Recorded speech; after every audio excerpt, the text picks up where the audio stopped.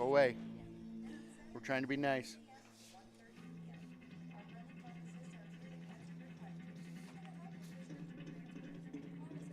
All right. Good evening, folks. I'm Jeff Schaefer, and with me tonight is the 2011 Washington State Ogilvie alum and Hall of Famer, Jeremy Tweet. Jeremy, say hello to the folks. Well, holy smokes, what an introduction. Good morning and good night all at the same time because we're just finally getting rolling. So we're excited. The sun is starting to set off to the west, and we're ready for our first ball game here at Ogilvie. That's right. We have a beautiful night here in Ogilvie at Strateski Field. 71 degrees with a slight breeze at about 3 miles per hour. Tonight we have the Ogilvie Lions versus the Silver Bay Mariners. Ogilvie is in the orange tonight, and the Mariners are in the white. Having a little bit of technical difficulties, so we're just kind of checking to see if we can get some of our advertisements going on here. Here's the pitch as part of our pregame show. Here's the pitch in North Branch is our area's premier indoor training facility. Fast pitch, slow pitch, or baseball batting cages. Tune up your swing at Here's the Pitch. So tonight we have the Ogilvie Lions. Last year, they were 5-4 on the season overall, 4-2 in the Great River Conference. The Lions are really going to try to balance tonight, both the run and the pass. Key players for the Lions are returning starters and seniors. At quarterback, you got Xander Kimball, and at running back, you got Caden Feldy. The Silver Bay Mariners, they were a JV team last year, so very little varsity experience. They're still kind of trying to figure out who their starters are and who they're going to be for the rest of the season.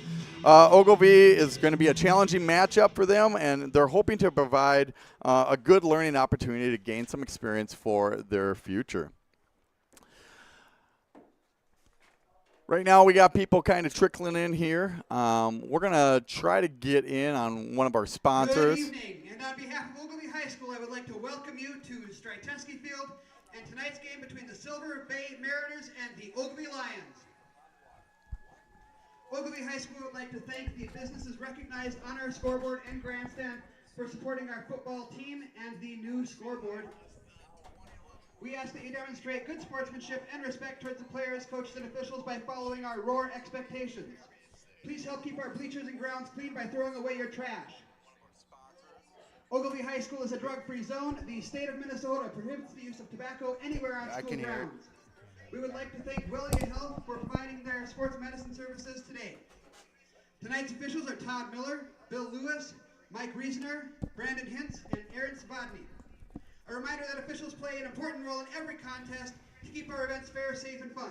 Without officials, we can't have games. A special thank you for the efforts of the officials tonight. Please remember, let the players play, let the coaches coach, and let the officials officiate. Sportsmanship is our expectation. Now for the Silver Bay Mariners, their starting offense. Freshman number 9, Grady Hoff. So, folks, we apologize that we don't have our advertisements going right Senior now. number 12, We will Ernest. continue to work that. Right now we're listening in to Mr. Scott Bowman Junior number doing the 14, starting lineups Nolan Robinson. on the field here for Silver Bay. Sophomore number 22, McCoy Williams. Sophomore number 47, Taven Pouch. Junior number 50, Dane Thompson. Junior number 65, Tucker Bouch. Sophomore number 71, Levi Cook. And lastly, junior number 95, Cooper Gutermont. And now the starting defense for the Ogilvie Lions. Senior number 2, Xander Kimball. Sophomore number 9, Brody Magard. Senior number 11, Brody Smith.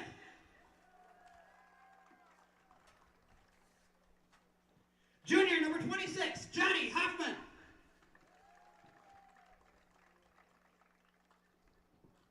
Senior number 38, Caden Feldy.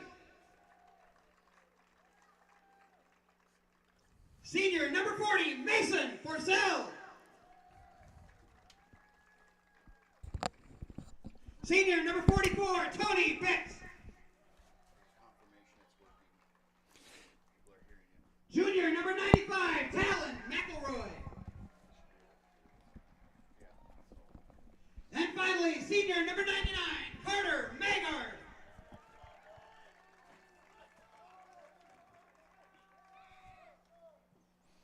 All right, folks, that was our starting The lineups there. Mariners are coached by Ward Kaiser, Matt Cook, and Brian Carpenter. The Lions are coached by Dave Halverson, Adam Halverson, and Derek Magard. We want to thank you for being patient this evening with our broadcast. This is the first time that we've had this going here in Ogilvie, so a little bit of patience will go a long way. We're going to do our national anthem right now.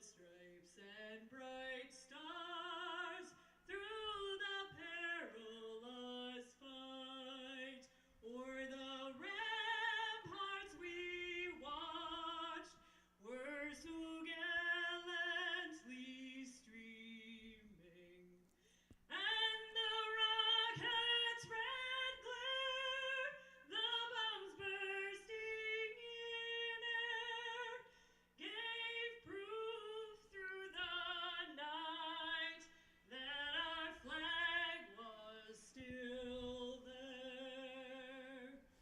Oh, say does that star-spangled banner yet wave o'er the land of the free and the home of the brave? All right, thank you, Mary Besser, for that rendition of your national anthem. Silver We Bay won the toss and will receive the first half kickoff. The Lions will defend the west end zone. Silver Bay is going Let's play to football! elect to receive the football from Ogilvie, and we're getting things set up here. Ogilvie going to start on defense. Jeremy, do you like that call starting with the ball for Silver Bay and deferring there? Well, I always like to defer when I win the toss because I want the ball first in the second half. That's just my style. Every coach has their own style, and looks like that's the style that Ogilvie went with tonight. Boy, it sure is beautiful here tonight. I can't tell everybody how nice it is. The field looks phenomenal. They did a great job with the upkeep. All of the painting just looks phenomenal. And you look at the scoreboard. We got a brand new scoreboard over there. And I tell you what, all the advertisements up there, all the people who sponsor to help make it happen, and we're just super excited about it. So thank you for everybody who has helped donate to our new scoreboard. Yeah, you bet. You know, and a lot of that money being raised privately and really in benefit of this program. So just great stuff going on there. Yep, kudos to Mr. Besser and all his work. Number 9, Carter Magard going to kick off here, and boom, we're off with our regular season. Number 12, Randy Ernst Sr. receiving it, gets up to about the 30-yard line Kickoff there. by number 99, Carter Magard, returned by number 12, Randy Ernst of Silver Bay. Yeah, that was a real short return. The Lions got down there in a hurry, and Caden Feldy came up and made a nice hit. Yeah. Tackled by the Lions, first down, Silver Bay.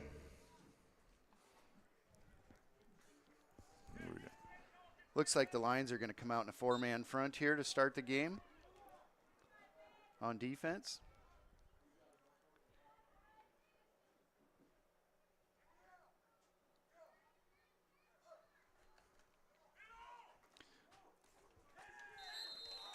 Got about a 1, maybe 2 yard gain there. Number Number 22, McCoy Williams, the ball carrier for the Mariners. Tackled by number 44, Tony Bitts of the Lions. Second down, Mariners. Yeah, the Mariners came out in a little like a double tight set there with a little bit of a power look there. Looks like they're going to want to run off tackle quite a bit tonight. Yeah, and just kind of chip away, it looks like, at the Ogilvie defense. That's kind of what I'm seeing out here. Ogilvie looking a little bit bigger overall on the line there. They have a little bit more age with them. That's number 22, McCoy Williams, around the end there. Looks like he's about a yard or two short of the first down there. Tackled by number 11, Brody Smith of the Lions. Third down, Silver Bay. Yeah, the defensive end there for the Lions lost containment, allowed the running back to get outside, but our DBs came up and made a nice hit on there to make it just short. Pretty good blocking there by Silver Bay to move that ball up there, about 7-8 yards on that one. We got third down, and marker shows about 3 on that. 3rd and 3 here. 2-back set. Handoff once again goes to number 22, McCoy Williams, the sophomore. The sophomore at 5'9", 184 pounds. Not too easy to take down, but the interior of our defense able to wrap him up pretty easy on that one. Yeah, Feldy snuck up there right before the snap. He was showing blitz, and he did come, and he made the tackle in the backfield. It was a great read right there, and we got 4th down. Looks like Ogilvie being aggressive right away, showing the blitz and actually coming with it right away on 3rd. See what they do here on 4th. Kind of looks like we're in a little bit of a prevent, and now coming back for a punt. Ooh, a little bit of a block. Looks like Ogilvie ball on the bottom. We'll let the officials make the official ruling here. Yep, you bet. 99, Carter Magard. Carter Magard snuck right through there. Didn't look like he got blocked very well because he got in really fast and got both hands on the ball. Ogilvie's going to have great field position here, Jeff. Yeah, we're going to operate from the short field here. This is going to be an exciting start with our first offensive drive of the school year. This is going to be great. All right, ball's at the 38-yard line, so we'll see what the Lions offense can do. They're in a split back look. Xander Kimball fakes the pass, gives it to Caden Feldy. Caden Feldy at the 20, down to the 10, and scoring on the very first play of offense on the game. Into the end zone. Touchdown, Lions. Caden Feldy, one of those highlighted people to watch in this game, and showing very, very early and often here that he is a force to be reckoned with. Very, very quick foot speed and elusive as well. Well, what was really nice about that, Jeff, is if the play was going to the right and everything over pursued, and he cut back to his left and cut back one more time, and then he was just too fast. They couldn't catch him after that.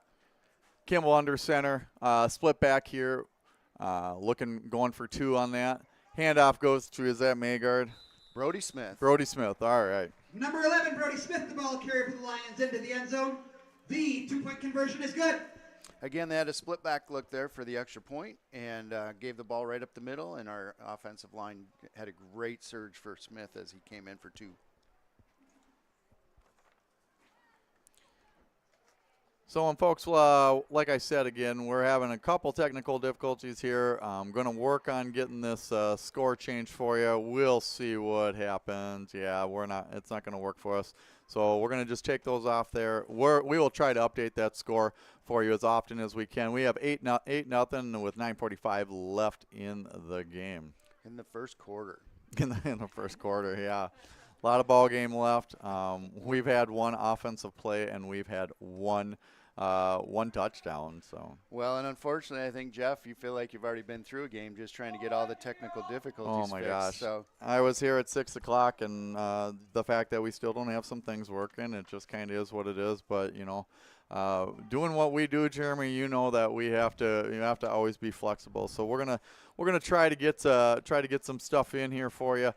Take a look here at our sponsors. We got all these wonderful sponsors helping to keep this broadcast on, and also keep our players healthy and running out here. Back to the live broadcast. Magard with the kick back at the 14. That was number 12. That was number 12, yeah. Randy Number Ernest. 12, Randy Ernst. The kickoff returner for Silver Bay. Tackled by number 26, Johnny Hoffman. Johnny First down, Hoffman, Silver Bay. quite an athlete. I talked to Coach Adam Halverson, assistant coach Adam Halverson, and I asked him if he had any surprise players this year, and he says that Johnny Hoffman is his surprise player of the year so far, showing a lot of good stuff in practice. And knowing Johnny a little personally and being his Phi Ed teacher, I can tell you that he's one heck of an athlete. Yeah, and he didn't play last year, so we're real glad to have him back on the field, that's for sure. All right, the Mariners open it up a little bit. Back to Williams again. Williams driving Number forward 22, McCoy to about the Williams, ball carrier for 29-yard Silver line Bay. or Tackled so. by number 11, Brody Smith, and number 95, Talon McElroy. Sorry, Second down, yeah. Silver Bay. Yeah, the Mariners had a little different look there. They had two split on the ends of the tight ends that time, and only one in the backfield. So went right up the middle again. So far, we haven't seen him try to get outside. No, and not a pass to be seen yet. So I think you're just KISS, keeping it simple, right? Well, it's game one, and especially when you come out and you've traveled a long way, you try to set the tone on the ground. Bryce Meeks leading the charge on the lead block, number 11, and 22. That Number again is 22, McCoy Williams. the ball carrier for Silver Looks Bay. like Tackled by number 11, looks Brody like a Smith. Silver Bay first Play down results in a first down for Silver Bay. at the 34-yard line. Well, the offensive line on the left side, led by number 47 Botch for the Mariners, boy, really sealed that and put that running back in a great position to get that first down. Randy Erst back in the game. Looks like he's going to come in. He is the one that's been their kick return and stuff, and so maybe he'll get in the game with a handoff, or he'll be a lead blocker here for the Mariners. Off to the left side, that's once again McCoy Williams. Looks like he's gaining a couple, maybe 7 or 8. Number 22, McCoy Sitting Williams, at about the ball carrier for 42. Silver Bay. Tackled by number 40-yard 26, line Johnny is the Hoffman. spot. Yeah, they were in a power left with the eye look right there, and they just tossed it to the running back. And again, the defensive end, McElroy, got sealed in a little bit. I was going to have to get outside a little bit better Second on down, that Silver Bay. next time. Yeah, and once again, we look at some of these kids, and Silver Bay does not have the depth that Ogilvie Lions have, but they're out there and they're competing, and that's about all you can do. They're trying to rebuild that program, and so you got some kids like McCoy Williams in 10th grade and getting a lot of the handles today. Yeah, he's a good-looking runner, that's for sure. Looks like a pretty stout kid, and yeah, they got him listed at 5'9", 184. So. Well, there was a lot of Flag movement on carrier, that snap. There's a penalty. We had an offensive lineman stand up and 2 defensive linemen jump in the zone, so it looks like it's going to go against the offense there. False start. We got 8:23 on the scoreboard there still. Once again, Ogilvie Lions up 8-0 in the first quarter. Both teams have their timeouts left. Silver Bay is running into the sun right now, so they're looking into the sun, but if there was ever a pass, the receiver would be looking behind them, so it shouldn't interfere with the catching ability of that. But they've kept it on the ground so far. Once again, we go to Williams. Williams, a little stagger step in the backfield, and tackle for loss. Tackled by number 26, Johnny Hoffman. Johnny Third Hoffman down, once Silver again in on the tackle, gives the Mariners a loss of 3 or 4 on that play there, Jeremy? Yeah, boy, I tell you what, the guy that made that play on that side was the defensive end over there, 99, Carter Magard. He just plugged it up and then allowed Johnny Hoffman to slip through to make that tackle for a loss. That'd be senior captain Carter Magard.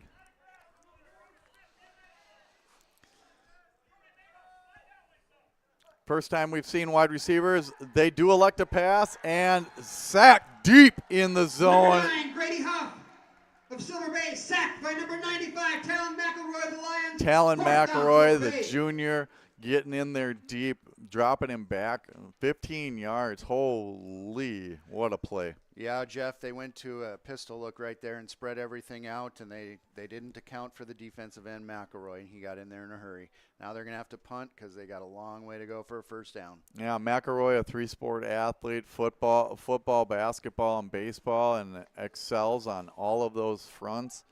Good athlete as well. Silver Bay going for it on 4th and very, very long, 4th and 20 or so. Oh, and elected to punt.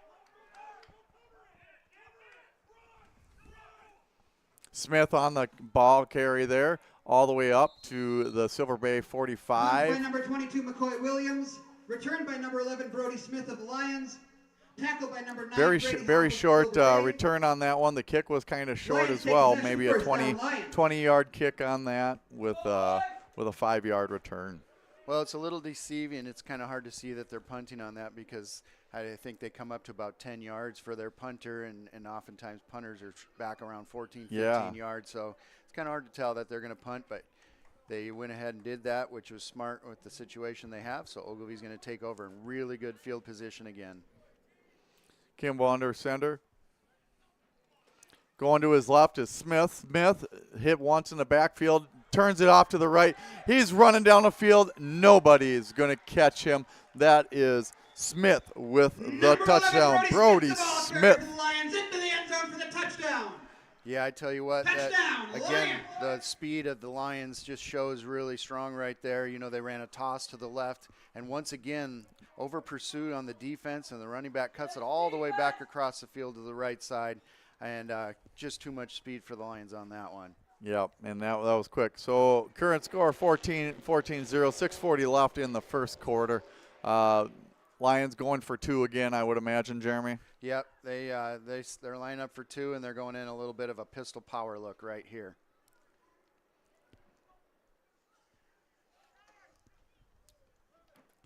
Kimball over to, that's 9, who's that? Over to Brody Maygard once again for the catch. So Brody gets the extra change on that one as well. The 2-point conversion is good. Well, that was the other Brody on this one. We had Brody Maygard on this one. Yeah. Brody Smith on the touchdown, but we definitely had double Brody. A lot of Brodies There we involved go. in that play. So yeah, basically Kimball got the snap and just rolled to his right and found Maygard in the corner there for the 2-point conversion. Yeah, it was a good toss by Kimball. Put it right in the numbers there. So current score 16-0, 6:40 left here in the first. Yeah, we're really excited for the sponsors. The that we Classic got. Edge HDX from Maybe Sun we to get it up Boiler on the is the screen right now, so we'll just do a verbal run right now. Soderstrom Septic, big sponsor for us here tonight, and also the Big O, Ogilvie Raceway. We're certainly excited that they were able to help us put this together, and couldn't appreciate it more. So 2 great local businesses that we have a big shout out for tonight. Yeah, on the screen I have a little slideshow of the sponsors going through, and this is not all of them quite yet, but we will keep working that as we go through this broadcast. Well, again, we got number 12 and number 22 deep for the Mariners. Both kickoffs have gone to the right side at number 12. Carter Maygard kicking it off to about the 26 and tackled immediately as he gets it is number 12, Randy Ernst. Of Silver Bay. Yeah, and the quarterback, Xander Kimball, down there in a hurry. But ball was on the ground sitting there for a second, and Tackled by number 11, somebody was going to need to jump on it because that's a live ball when it's a kickoff, and the Mariners got there just in time before Kimball jumped on it. Yep, yeah, Ogilvie was down there real quick on that, and that was not the best kick by Maygard, but hey, it got the job done, and we got him tackled all the way down at the 25. Once again, Ogilvie's going with a 4-man front on defense. So far it's been working well. It looks like they're going to stick with it. And the Mariners are coming out in a power eye look. 9 back to Williams. Nope, that's a keeper by number 9. And tackled there. Is that Smith, number 11? Yep, that's Brody Smith. I tell you what, the quarterback on that one, number 9, Hoff, boy, he made a really good fake. Yes. And then he pulled it out of the running back's tummy right at the last second, got around the end for a nice gain. Yeah, that's for sure. Because we've had a couple scores, we got Embrace Orthodontics, custom light force braces or Invisalign clear aligners with 3 locations in Pine City, Lindstrom, and Cambridge. EmbraceMN.com. All right, we got 2nd and 9 here. 1st and 10, I guess. That's Williams again on the left side, picking up a little steam, and that's going to be a Silver Bay first down. Right at the 50-yard line. First time they've seen anywhere close to that 50. So I'm sure that's a big moral boost for them right now. They're finally going to start working into Ogilvie territory. Yeah, that was a real nice run. Again, number 22, he's tough to bring down, and they got to figure out a way to stop him on that, because that's 3 times, I think, in a row that on first down they've had some real nice gains. Yeah, I didn't really see if the defensive ends on ours over pursued on that, or if they just got blocked and chipped pretty good. So we'll have to keep that. See if they keep going left or right. They chose right on that one, and a 3-yard gain Number for 22, Williams on McCoy that. Williams, the ball carrier for Yeah, they had a Silver Bay. power eye set Tackled by again. number 38, Gave it to Caden Feldy, Williams Lions, again to the second right down, side, Silver right Bay. off tackle. They did they went on 2 on that time and almost got a defensive lineman for the Lions to jump off sides, but he held off, and so we're going to have 2nd and 7. We got our scoreboard ticking down. We got 4:56 here left in the first. Once again, Ogilvie Lions up 16-0 over the Silver Bay Mariners. And again, Mariners are in Lions territory for the first time. They're going with a double tight look again. Power eye to the right. Once again, it's Williams on the carry. Carries for another 4 yards. I'm going to give him on that Number one. 22, McCoy Williams, the ball carrier for Silver Bay. All the way to the Ogilvie 44-yard Tackled by line, number it looks 84, like. Talon Anderson of the We're going to have a Lions. third down and 4. Yep, Talon Anderson come up and make the tackle on that one, but I think our linebackers are going to need to step up a little bit quicker. We're on our heels a little bit here, so first game might be getting a little bit tired right here. Got guys that are playing both ways, and it's a lot to do in warm weather. You know, as the season goes on, it gets cooler and cooler, and so we'll see how they hold up in the warm weather tonight. Yeah, for sure. Jeremy, you played a little 9-man football back in the day, I heard. No 9-man. We were 11 back. You were 11, back okay. then, but yeah, All right. So Williams on the carry off to the left side Number and 22, deep McCoy Williams, into ball carrier for Silver Bay. just Tackled barely by number getting 3, back Adam to Shadeen of the Lions. Fourth down, line of Silver Bay. scrimmage. Adam Shadeen taking Williams down on that one. Number 3, Adam Shadeen in on the tackle on that one. yeah, the Lions went with a different look. They went with 3 down linemen that time, and they brought in an extra linebacker, and it paid off. The Mariners were not sure who to block on that one, so no gain. 4th and 5. So, and Jeremy, you were on a state championship team back in the day, or you guys went to state a couple of years? We unfortunately never won a state championship, Uh-huh. but we made it to state multiple times.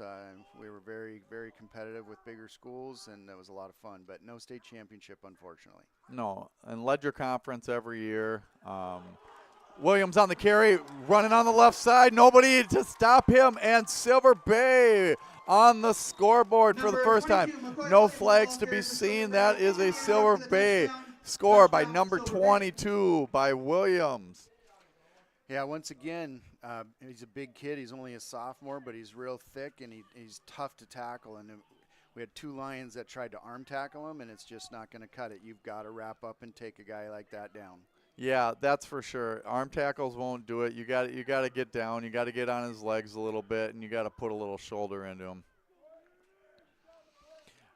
Looks like Silver Bay going to go for 2 as well. Yeah, Silver Bay going to go for 2 as well. Do we see a lot of that in 9-man here, Jeremy? Yeah, there's a few teams that like to kick, but you got to be pretty confident. Looking in for your the kicker. pass.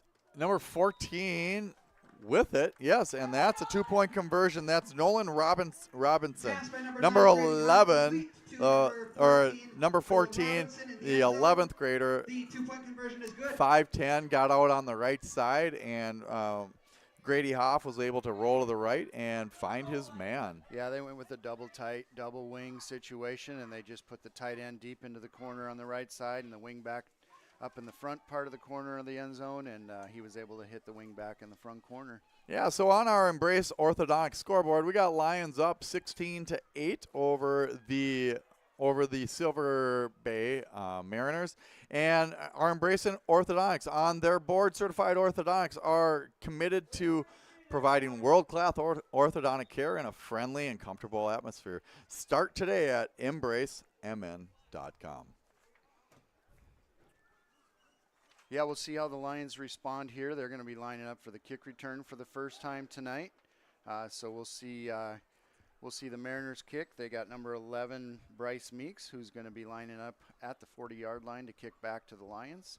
Back deep for the Lions, we got number 11, Brody Smith, and number 38, Caden Feldy. We've had a couple scores already, and that's been on our new scoreboard, which had lots of fundraising. If you need to raise funds for your team, Kettle River Pizza in Ascov has practical and user-friendly fundraising program. Visit kettleriverpizza.com/fundraising to learn more. Looks like it's going to be Smith with the hands there. Running straight up the middle now, veering off to the right at the 40. At the 50, breaks the tackle. Oh, just out of bounds by number 11. Saves the day. Saves the day. That was Bryce Meeks on the tackle there, right at the 45 of Silver Bay. Otherwise, nobody catching him after that. Yeah, that was a real nice blocking on the Lions. They just did a wedge right up the middle, and once Smith got through that first line there, he popped out to the outside and almost off to the races. But again, the Lions with some fantastic field position. They'll be at the Mariners' 45-yard line to start this series. Kimball coming up to the line here. Looks like we got a split back set. Taking his time on the count. Going, it's a handoff to Feldy. Feldy off to the left side down to the 20, to the 10. Beating everybody there. Last man standing was number 4, Hunter Manuel, but no way was he catching Caden Feldy on that one. And that's Caden Feldy with another Ogilvie touchdown. Yeah, they went with some misdirection there, and it was a counter tray look, fake to the right, back to the left with Feldy. Then you had the pulling guard and Magard, and Magard just, boy, what a block on that left side, and there was nobody left for to catch Feldy as he run down the sidelines. Yeah, Magard is a senior captain this year. He's also a wrestler, plays on the baseball team as well, and he is built like everything. I had him last year in an advanced training class, and that guy can put up some numbers when it comes to lifting weights, so stay out of his way. Xander on center there. Rolling off to the right, kind of the same play. That's number 26, Johnny Hoffman on the catch. Kind of looked like the same conversion as the first one, huh? Well, in this particular play, they ran the same look that they just scored the touchdown on, except they didn't hand off to the running back this time. Kimball kept it, rolled around, and we had a receiver coming across the field from the opposite side, wide open. Yeah, that was a great. So we have 24-8 with 2:40 left in the first quarter, and that means that we have to go to our Embrace Orthodontics. Leave with a smile. Leave with a smile you will embrace forever. Find out more at embracemn.com. Jeremy and I are going to take just a little bit of a lull off the voices here, and I'm going to throw up some of our sponsors on the computer there for you.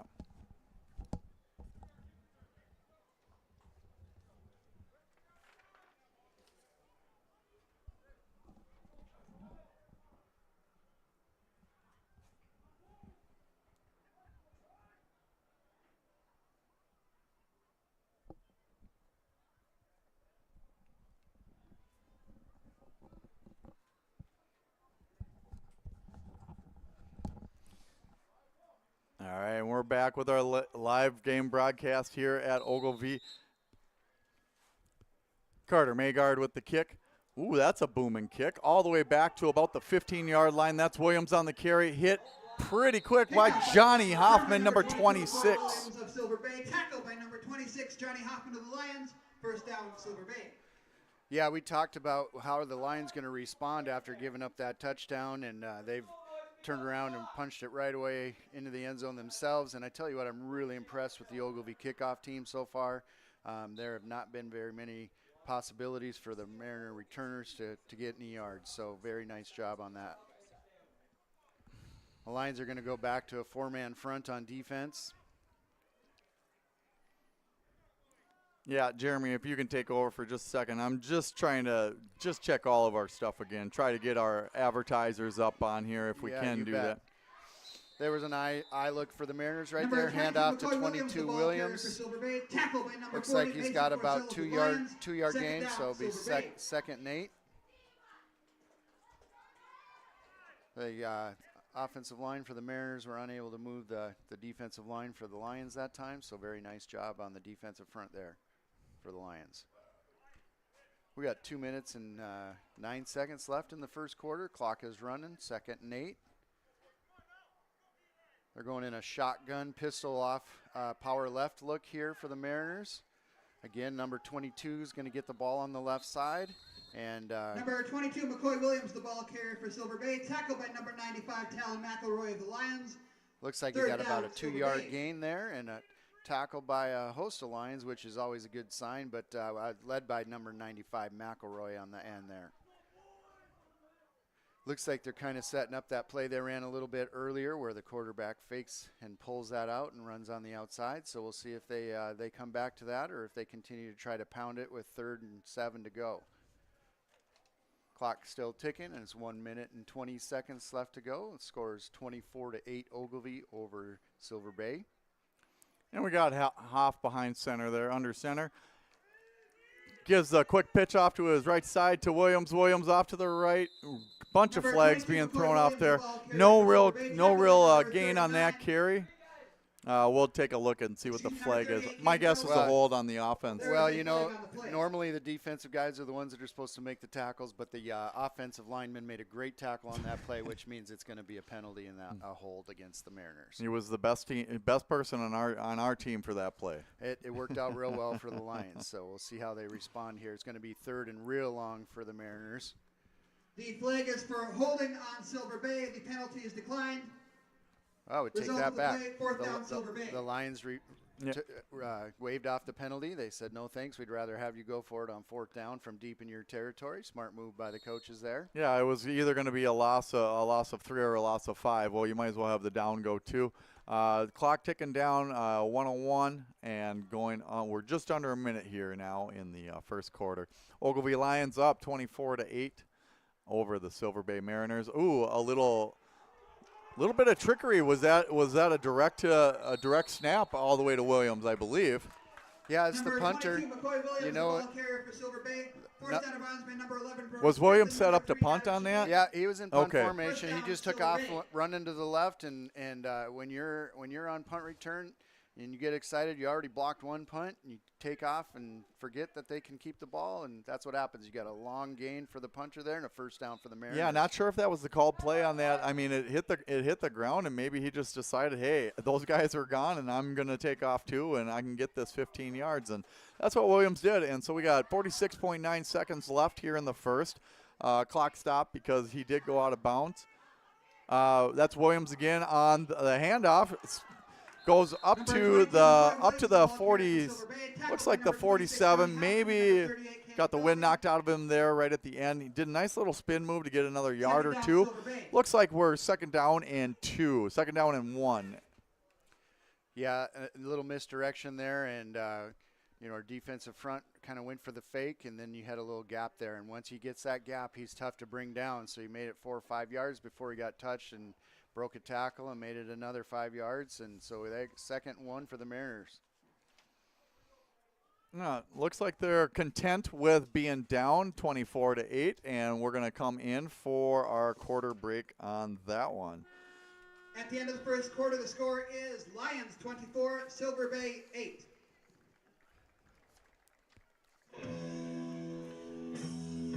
So, Jeremy, what do we see there for the first quarter? What are we thinking already? Well, overall, you got to be impressed with the Lions because they just got a lot of explosiveness on offense. They've made the plays on defense when they've needed to for the most part. They've already got a blocked punt on special teams, returned some kicks for a lot of yards, and so you got to be really impressed with that. But I will say this, when you bring a team like Silver Bay and who didn't even have a varsity team last year, I'm impressed with how hard they battle and fight. They've got some players that are pretty talented, I tell you, and they're going to be good in the future. They've got a lot of young guys playing. I would say mostly sophomores playing for the Mariners, and that looks real bright for them. So they got a good future ahead of them, and hopefully their program will grow. They'll continue to get more kids out. I think we got 20 kids on their roster here today, so a little bit smaller roster than the Lions. And here we go. We're going to start the second quarter. Both teams are flipping sides. And now the Mariners will be heading from the west to the east, and the Lions will be defending the east end zone. Yeah, and the sun kind of disappearing behind some clouds there, and so nothing in the eyes of the Ogilvie defense actually. So maybe kind of a fortunate thing for the Lions that they don't have to stare directly into the sun. Silver Bay definitely did not have the luxury of that in the first quarter. Well, maybe that new big scoreboard's coming in handy for the defense right here too. All right, 2nd down and 1 for the Mariners. They are on the 46-yard line of the Lions. We got Hoff, and once again, oh, that was a keeper by Hoff, and looks like they were able to strip it away. And we have McElroy. Fumble on the play, recovered by number 95, Talon McElroy of the Lions. Talon McElroy stripped it away right at the 50, it looks possession like. first down, I didn't see Lions. that ball hit the ground. Did you, Jeremy? Yeah, so what happened there is the quarterback, again, I was talking on the last few plays that I thought he might pull it again like he did before, kind of the double dive where he puts it right in the gut of the running back and then tries to pull it out. And when he did it this time, I think it got caught on the running back's hip and went to the ground, and McElroy was right there waiting for it for the fumble recovery. Yeah, and definitely Ogilvie has a lot more height, maybe a little bit more size on that front line, and Hoff is not that big of a kid, 5'11", 160, so a little on the slender side, and so maybe just that little hit. Kimball pitches it to number 26, Johnny Hoffman. Johnny Hoffman looks like he got all the way up to the 37-yard line of Silver Bay. Is that the first offensive play by Ogilvie that has not resulted in a touchdown? I don't know if that's the case. That might be, but I do know this, that that's the first time Johnny Hoffman's got the ball, and they did some misdirection there. They made it look like it was going to be a toss sweep to the right side, and Johnny Hoffman, being the wing back on the right side, came back to the left. Kimball handed off to him, and he beat the edge and got a first down. Kimball with the split back here. Hands off. Oh, does not hand off. A fake to the right and tries to find his man, Johnny Hoffman. The pass was a little low for Hoffman and a little bit outside. Otherwise, there was nobody on Hoffman. He was wide open out there. Yeah, they had a little play action there, and the defensive end for the Mariners, Dane Thompson, did a real nice job of getting through there. But Kimball got around him, and then he had a lot of time, but he didn't slow himself down enough to make the pass. He still kept his body going in a hurry like he was being chased, and had a hard time making that pass. So we'll Lions see how coming they to the recover. line here. Kimball, hands off to Feldy. Feldy up the middle, off the left side, up the middle. Oh, still going, little rumble bumble. He's carrying a guy all the way down to the 11-yard line. Caden Feldy with a massive run, just saying, you can't take me down. It's going to take 1, 2, 3, 4 of you Silver Bay Mariners to get me. Yeah, the Lions came back and just pounded it off the left tackle there, followed up by number 60. That's Hergis. It followed right up behind him, and once that crease was there, he's tough to tackle, I tell you. And when he had a couple guys come up and hit him hard, he spun to the outside and drug a guy a little bit longer. Too bad he didn't see the opening on the right side. If he'd have cut to the right, he would been in the end zone. You would point that out, wouldn't you, Jeremy? I might point those things out. Split back once again. Pitch goes to Smith, going left to right, and caught deep into the backfield. A 5-yard loss for Smith. That might be the Silver Bay first time holding the Lions to negative yardage on that. Well, I think they saw that play coming. It was that the defensive end, number 50, was right there again, and he caused some disruption, but they also blitzed a linebacker on that same side. And so we had one blocker for their two defensive players, and that usually does not turn out real well. So nice play on the Mariners. Yeah, Ogilvie inside the red zone, and so we have the Rush City Auto red zones. Rush City Auto now has a location in North Branch called Standard Auto and Classics. 2 locations means 2 lots of quality used vehicles. Visit rushcityauto.com to see all the inventory. Kimball on that one with kind of a lateral pitch over to Feldy, and just a little too high for Feldy. Yeah, they were in that shotgun look again, and they had the fullback on the right side, and they ran a flare pass to Feldy, who was the tailback, to the left side, and Kimball just didn't hit him in stride, and the ball ended up being incomplete. So we got 3rd and long here for the Lions.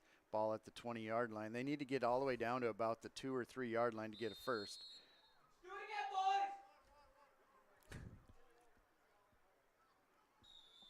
And it looks like Silver Bay is going to use their first timeout of the half.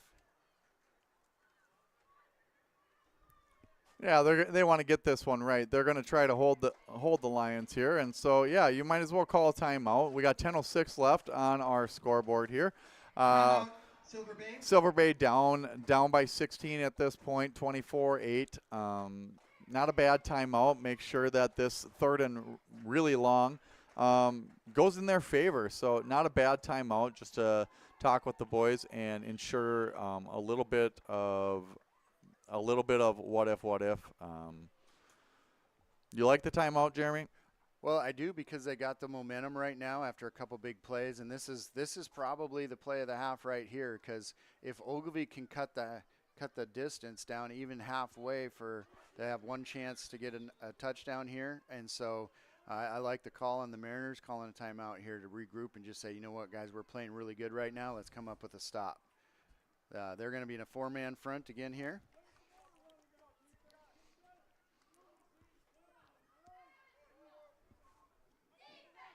The Lions are going to come out, and they're going to have Magard spread to the right, and they are going to be in a split back set with Johnny Hoffman and the wing back on the right. So we'll see if they pound it here or if they play action.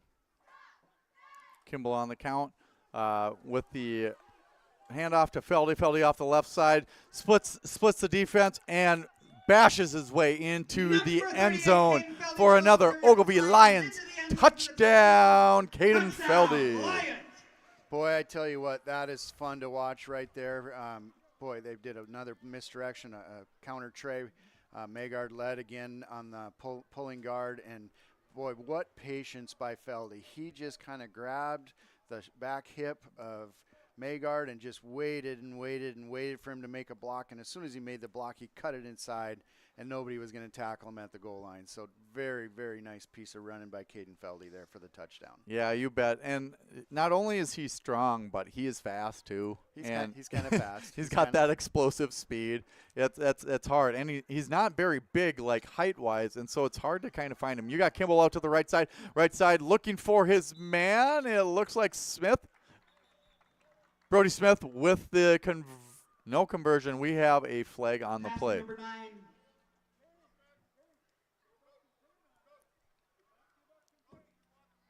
Excuse me, looks like it's holding on the Lions, and we may have to redo that try.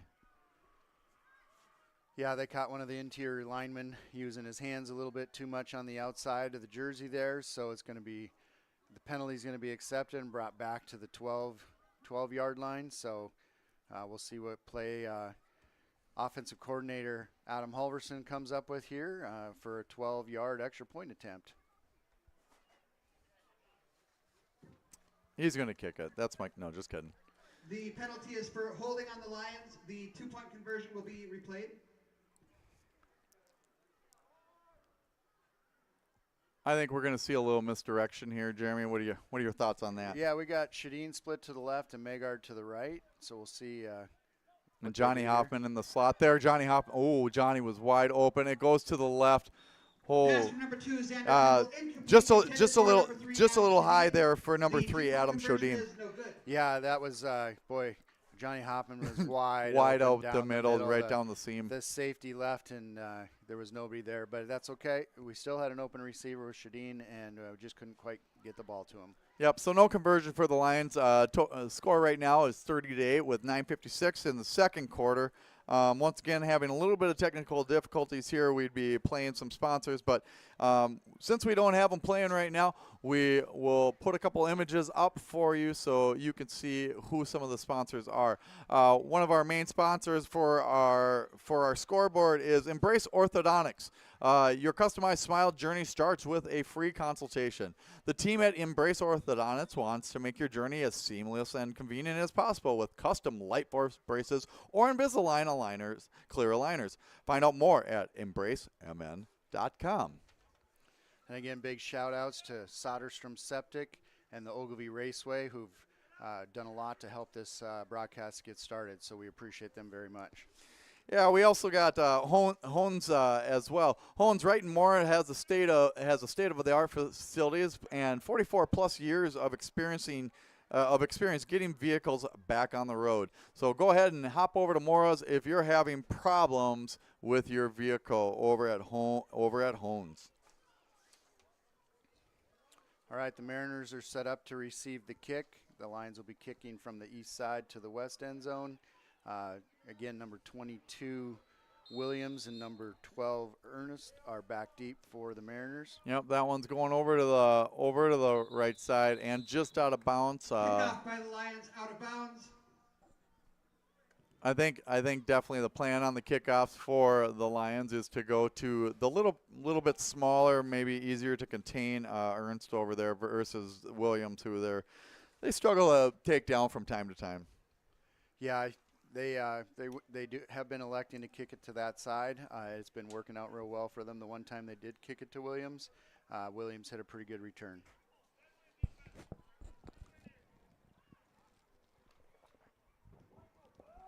As a result of the kickoff out of bounds, Silver Bay will take possession on the 35-yard line. First down, Silver Bay. That is Ogilvie's announcer, Scott Bowman, on the call there, if you hear him in the background. And so we will try to sort that out so we get a little less Bowman next time. Maybe relocate where our microphones are. You got Hoff with a handoff to Williams, his go-to man. 4-yard gain there for Williams. Yeah, right up the middle. They were in a double tight double wings set again, and they ran one of the wing backs from the left side across to the right. Ogilvie shifted just a tiny bit, and they gave the ball back to Williams on the left side for a nice 4-yard gain. Again, I do feel like the linebackers should probably be stepping up a little bit quicker on that side when they read that play. They're kind of waiting for the running back to come to them, so hopefully that adjustment can be made quickly.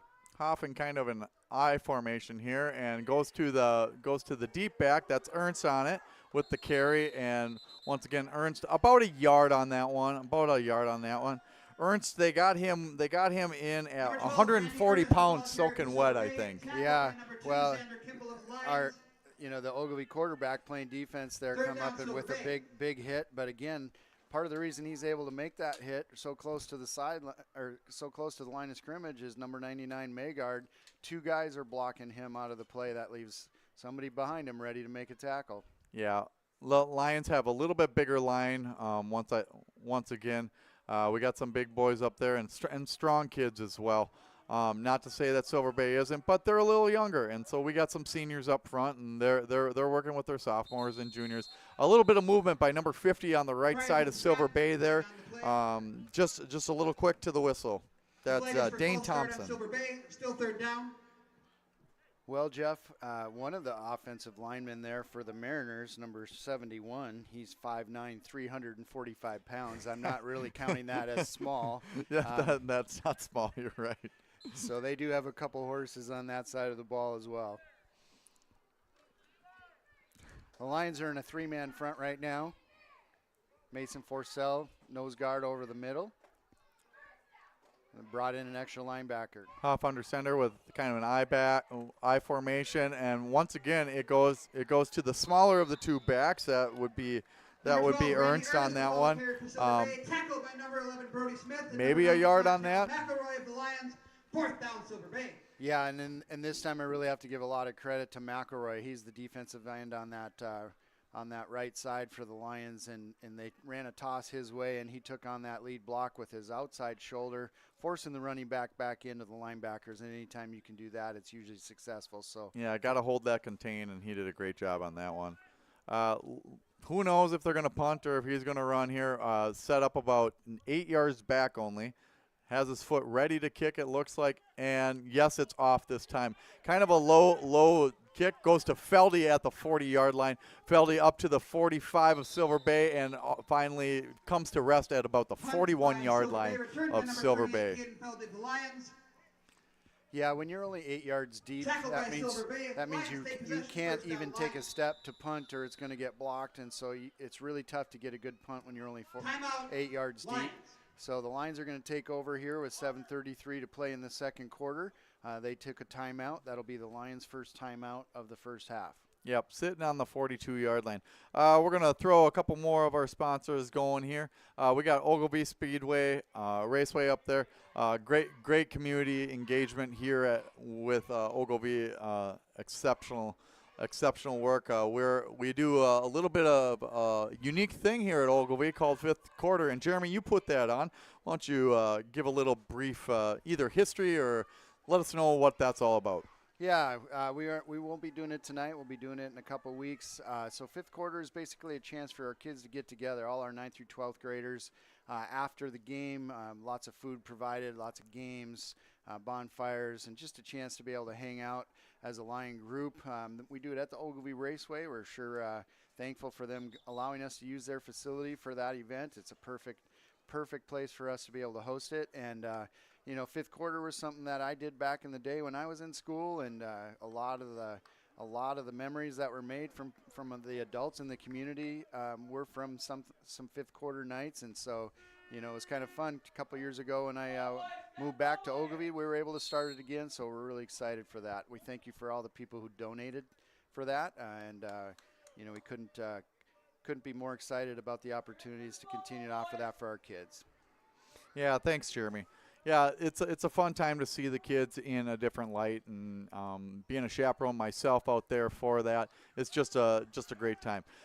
Kimball with the snap, set up deep, and goes incomplete for Brody Maygard, number 9. That was the deepest pass attempt that we've had so far. That was about a 20-yard pass or so, maybe 25. Yeah, you know, the Lions offensive line did such a great job giving Kimball some time to throw there.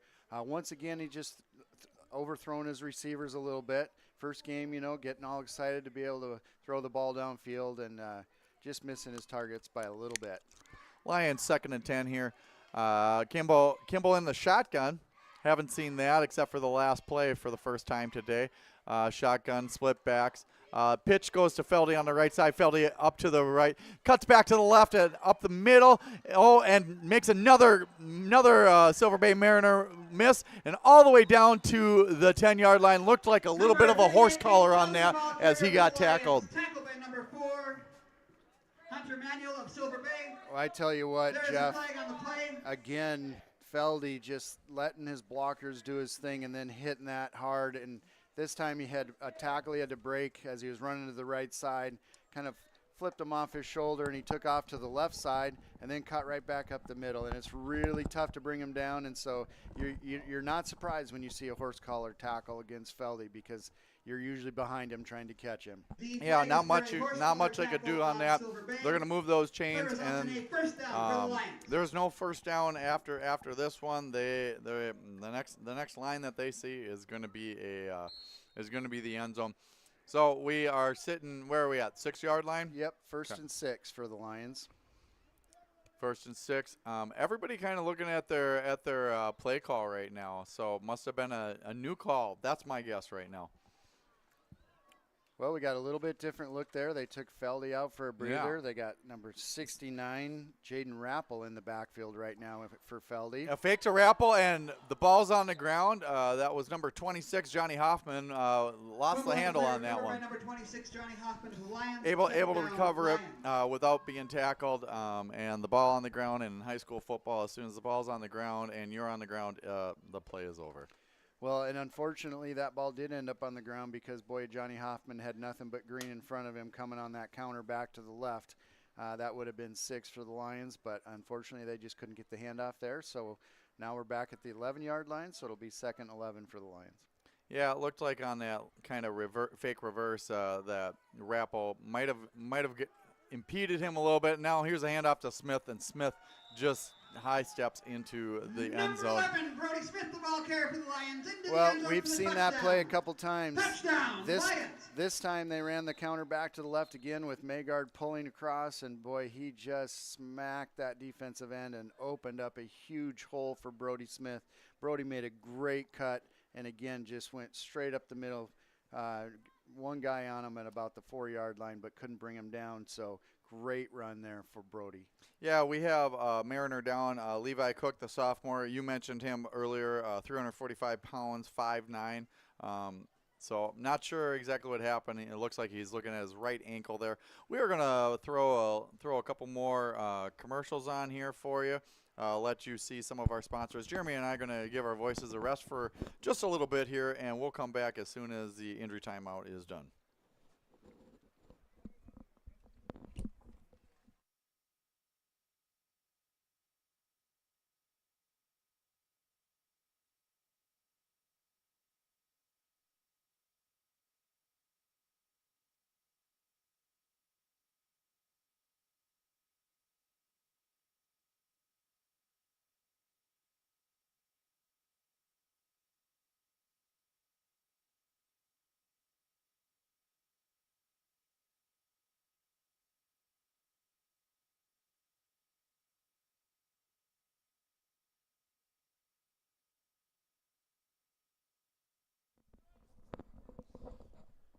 All right, and we are back with our live feed here at the at in Ogilvie, and the Lions up 36-8, and on the extra point attempt, that looks like Jaden Rappel.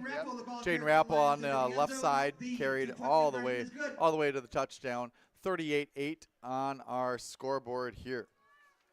Yeah, they just ran that power to the left side, and the offensive line did a great job of moving him again, and Jaden Rappel found the end zone.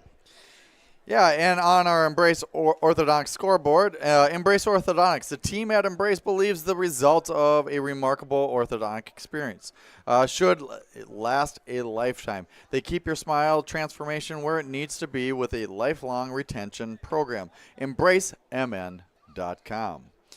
We also have the iCar and ASE certified Holmes Auto Body and Glass in Mora. Is recommended by insurance companies. Had an accident? Let Holmes Auto Body and Glass, they can fix you up. Once again, we got a lot of great sponsors. Jeremy, you were just saying off air here, talking about Ogilvie Speedway. Always being a benefactor for the Ogilvie and the school here.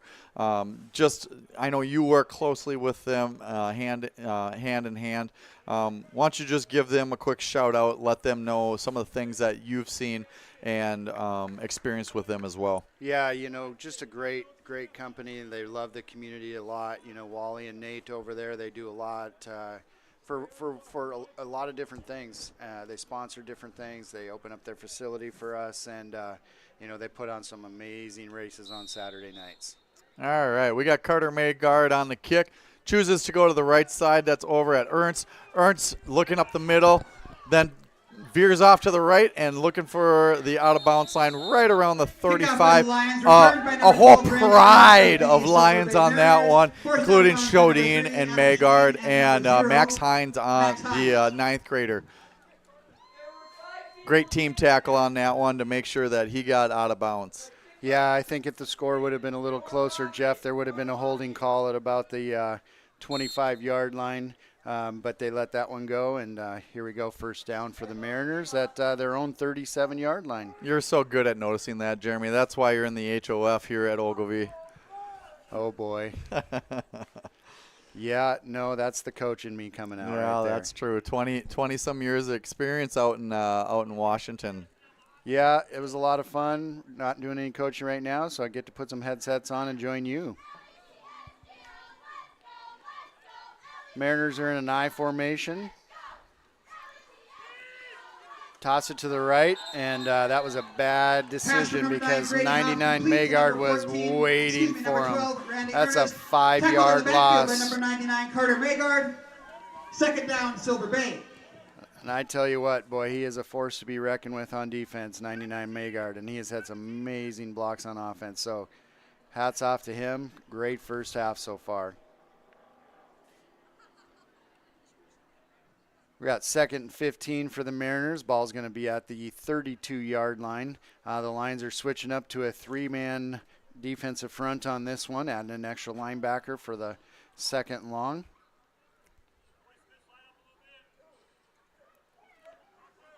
Mariners run motion to the right and give the ball back to Williams on the left side, and this time he does not get any gain on the play, and it was a great opportunity right there. They Number did 22, blow the Levi whistle Williams, pretty ball early, carrier for Silver Bay. but Tackled by number 40, linebacker Mason Purcell. Caden Feldy, number 38, ripped the ball Third out of the down, running Silver back's Bay. hand right at the last second, but they did call it that it was blown dead. So 3rd down and 15 now for the Mariners. It's 38-8 Lions, and there's 5 minutes left in the half. The Lions will stay in their 3-man defensive front. The Mariners come up with a double tight, double wing, quarterback under center. And they're going to pass. Rolls to his right, and we had 2 receivers that Passer came number to the 9, right side. Grady Hoff, Xander incomplete. Kimball, the corner, with some great 4th down, coverage. Silver Bay. And we had a lot of pressure on the quarterback as well. So the ball was incomplete. We got 4th down and 15 at the 32-yard line for the Silver Bay Mariners. Guessing they'll probably get in their punt formation here again. Again, they only go back about 8 yards. And it looks like we got number 9 Magard back deep along with number 26 Johnny Hoffman. And the ball is kicked away. It's a very, very short kick to the left side, and it goes out of bounds at Punt by the Silver Bay, Mariners' out of bounds. 45-yard line. Lions So take possession, first only down, a Lions. 13-yard punt for the Mariners. And again, it's really tough to get off a good punt when you're only 8 yards back and you got guys right in your face. So I don't know if it's just they have a hard time snapping the ball 14 yards or what it is, but that's what they choose to do. So the Lions are going to take over here on the 45-yard line of the Mariners. Another great field position for the Lions. The Mariners are coming up in a four-man front on defense, and the Lions are going to come in with 2 split wide receivers. It's a power to the right formation, so we'll see if now they move Johnny Hoffman back to the left. And from the shotgun is Kimball. Kimball back to pass. Looking left, scramble a little bit to his left, throws up a little wobbly duck. That's all the way to, that's Magard, Brody Magard, all the way down to about the 2-yard line. Number 9, Brody Magard. Yeah, he got Tackled some by pressure number 11, right away Bryce on the Meeks left of Silver Bay. side. If he could have got the That ball play results off in a before open that line, pressure, he first had down. Johnny Hoffman wide open down the middle, but he was able to get to the outside. And then Magard got open after the scramble from Kimball, and he got the ball off, and a big, big gain for the Lions, all the way down to the 2-yard line, 1st and goal for the Lions. I can say this with confidence that that's the longest pass of the season. Yeah, that definitely, definitely is the longest pass of the season. So Ogilvie looking to punch it in here. 4:22 left here. For those of you at home, I was able to figure out the scoreboard, so now we can keep up with the scoreboard on the live stream right at the bottom of your screen there. And we got Kimball over to Johnny Hoffman with the catch in the back of the back Pass right number of 2, the end Xander zone. Kimball complete to number 26, Johnny Ogilvie Hoffman up in the end zone. 44 Touchdown, to 8. Lions. Yeah, the Lions were in a split back formation, and they followed Caden Feldy to the right side. He made a great block on the end, gave Kimball some time to throw, and the defensive guys came up and covered the front guy, but left Hoffman open in the back corner for the touchdown. So they're coming back for 2-point conversion here. 4 minutes left in the first half. We want to thank Jeremy and I want to thank Deanna Small for running camera for us tonight. We got a lot of stuff going on, and it's hard for us to think and chew gum at the same time, so we want to give her a shout-out for running camera tonight. Well, we do really appreciate all the things she does, so that's for sure. Kimball to number 11, 11, Brody Smith. Not quite there. Good Ernst pressure of from the Silver Bay defense on that one. Getting all the way back in there and actually doing a tackle for loss on that one, on that extra point. Yeah, right now both teams looking tired. 4 minutes left in the first half and walking off the field pretty slowly on both sides. Again, that's that first game where you're trying to get your breath and keep your wind going as good as you can. It's first game experience, and there's been a lot of scoring so far. So, yeah, you never got tired, did you? I was tired all the time.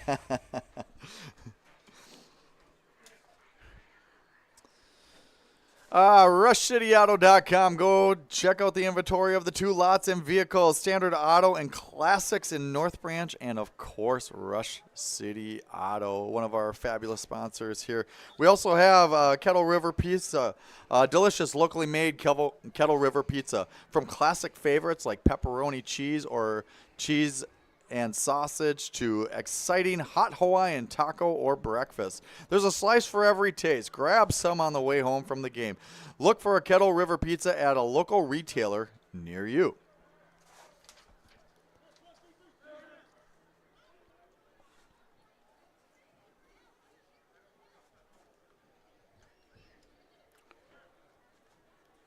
The Classic Edge HDX from Sun Yeah, to some Boiler other is the nine-man outdoor wood scores. furnace Badger, for you. Greenbush, Middle This River, furnace can heat 22 to anything. 12 over Your house, Underwood right shop, now.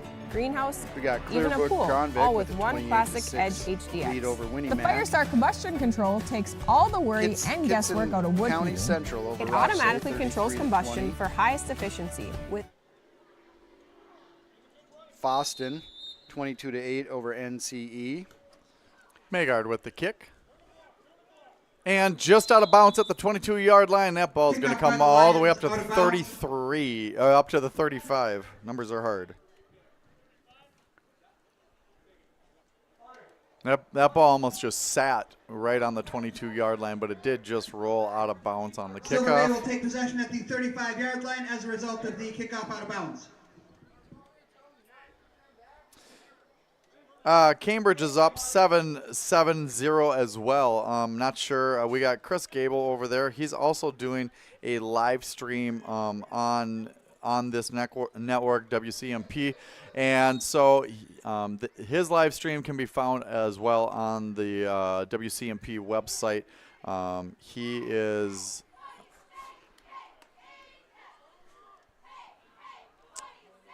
Silver Bay behind with the I formation. Handoff once again to Ernst. Ernst, number 12.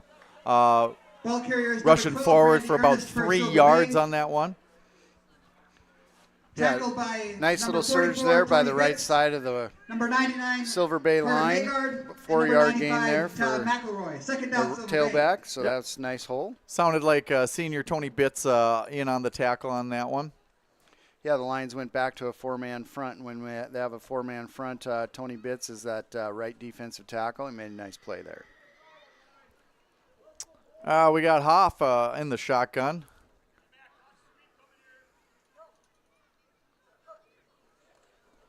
Hands off to Williams. Oh, he does give it to him. Yeah, it looked like an option play. Number And 22. Williams with a little bit of a loss on that, about a two-yard loss. Number 99, Carter Magard. Yeah, they were doing that double Third down, dive Silver play Bay. again where they quarterback was trying to pull it back out from the running back, and the running back already had it in his tummy there and said, nope, I'm hanging on to this one. It's not going on the ground. Yeah, Carter Magard deep in on that one with the tackle as well. Another local score, Malacca's down 14-0 at the half to Watertown Mayor. Foley's down 6-0 to Glencoe Silver Lake. Pequot Lakes with a 21-7 halftime lead over Esco. You perked up a little bit on that one. Yeah, got a little incentive at Pequot Lakes there with my nephew playing.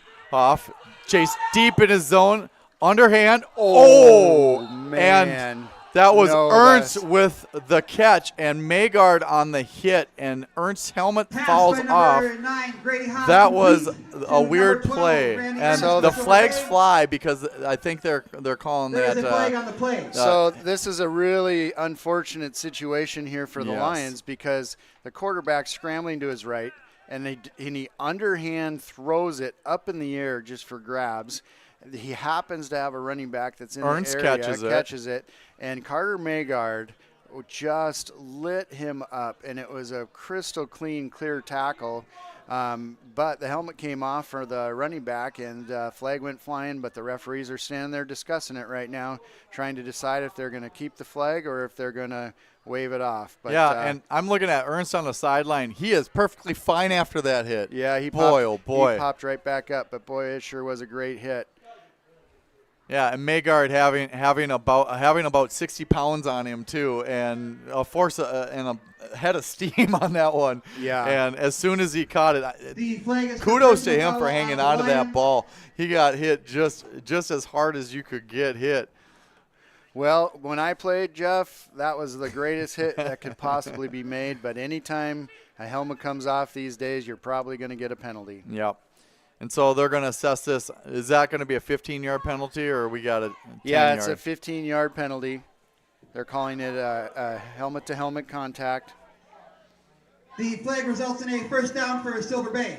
So that'll be a first down for Silver Bay, sitting at the 49-yard line of their own half, close to the 50.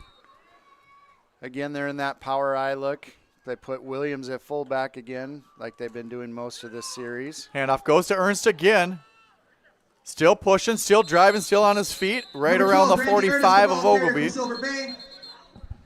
Ernst showed great determination on that one. Second down, Silver Bay. That took a whole Pride Alliance to get him to not even down, just to get the whistles to blow. Well, you know what? He popped back up after that hit, and I think he wanted to show somebody that he was just fine. He had a little attitude on that run, and boy, I tell you what, it worked out in his advantage. He carried a lot of Lions for a couple yards, and he's not a very big kid. No.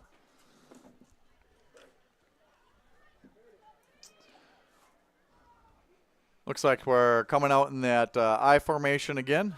Hoff behind center. Quick pitch once again out to Ernst. Ernst met right away by Magard. Those two are going to battle all night long. I think Ernst had something to say to Magard there. And Magard, knowing him well enough, he probably just smiled. That's all he's going to do. Well, Magard is a very quiet kid with his mouth, but a very loud kid with his pads. That's for sure. That's exactly it. And when he wrestles, he will throw a guy, and you'll hear the whole gymnasium freeze because of the thud. And yeah, Magard with a ton of power, and he made sure that his presence was known on that play. Well, you know, you sometimes wonder why you run that way, because he has been a beast. So we got 3rd down and 10 here for the Mariners. Lions are still in their 4-man defensive front. Off behind center, rolling off to his left, and met deep. That's once again number 9, Grady Hoff, sacked by number 26. Johnny Hoffman. That was Johnny Hoffman, and on the assist with that tackle, once again, was Talon McElroy. Yeah, the Lions came in with a blitz Fourth there. down, They sent Johnny Hoffman through that inside, and McElroy was waiting on the outside, and between the two of them, the running back quarterback had nowhere to go. So big loss for the Mariners. Going to bring up 4th and 18. Ball's at the 42-yard line of the Mariners, and again, they'll probably be in that short punt formation and back deep for the Lions. Time ticking down here, 31 seconds. Looking like Silver Bay might just let this one run out. Not sure the differential. They'll have to run one play here, so they're just going to take as much time off the clock as they can. They'll probably call a timeout right before the penalty. Yep. And then they'll have to punt after that, but they don't want the Lions to have any time left on this first half. No, that's for sure. They'd rather go to half. 8.4 is where we're going to stop the clock. Silver Bay. Timeout, Silver Bay, which allows us to go and get to one of our Classic video Edge HDX commercials. We're going boiler is to the throw up a outdoor video wood furnace commercial for you. from This furnace can Northland heat anything. Your house, Boiler, shop, Firestar. greenhouse, even a pool, all with one Classic Edge HDX. The Firestar combustion control takes all the worry and guesswork out of wood heating. It automatically controls combustion for highest efficiency with any kind of firewood, and you can remotely monitor the furnace from anywhere. Northland Boiler Sales, your local central boiler sales dealer. Visit northlandboilersales.com.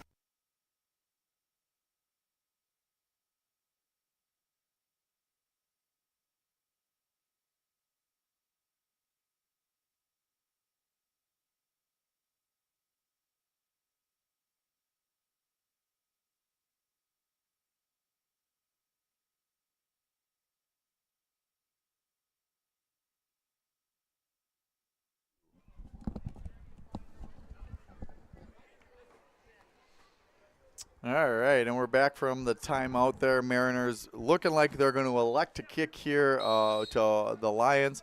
8.4 seconds, just trying to run this clock out. Lions are going to have Brody Magard, and it looks like Johnny Hoffman back deep. Ooh, the snap goes to the ground, and that is number 22, Williams, just kind of covering up on it and trying to get some yards, but ends up tackle for loss for about 5 yards on that. 3.6 seconds left on the clock. I'm sure the Silver Bay coach is not too happy with that one. They wanted to get that clock ran out, but that is what it is. Yeah, the Lions will take over at the 37-yard line of Silver Bay. It'll be interesting to see what the Lions do here with 3.6 seconds left. They are in shotgun formation, so we will see. Yeah. Kimball in shotgun. Looking. Oh, finds his man. That's McElroy up the middle, and the time expires. McElroy tackled at the 25-yard line, and we are at halftime. Yeah, the Lions tried to set up a middle screen there, and they set up really nice, but then what happened is McElroy caught the ball, and he wasn't near the lineman, and so he didn't have any linemen to follow, and one guy came up and made the tackle to end the half. Yeah, that's right. So at Hones Auto Body and Glass, they have over 44 years of experience repairing vehicles from accidents to hail damage due to hail. They're family owned and operated, and they've got a very huge state-of-the-art facility in Mora. Big city quality quality auto repair right here in Mora, Minnesota.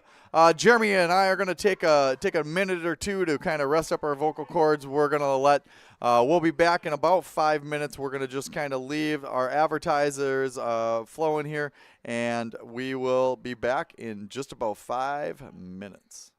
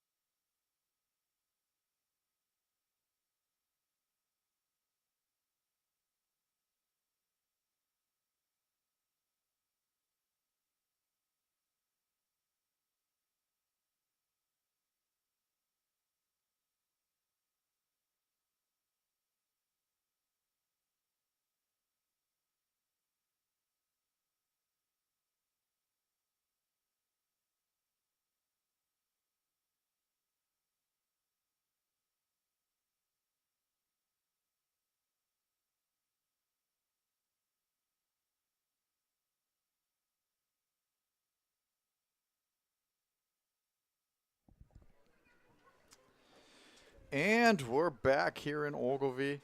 We have the Hones Auto Body halftime here at Hones. Wright & Mora has the state-of-the-art facilities and 44-plus years of experience getting vehicles back on the road. Jeremy, we've seen the Lions go up 44-8 in the 2 quarters of play, starting off right away. I think their first 3 plays of offense were touchdowns. Silver Bay Mariners right now, kind of in a rebuilding year, getting a little bit of experience, and I think the Lions are definitely giving them that experience right now.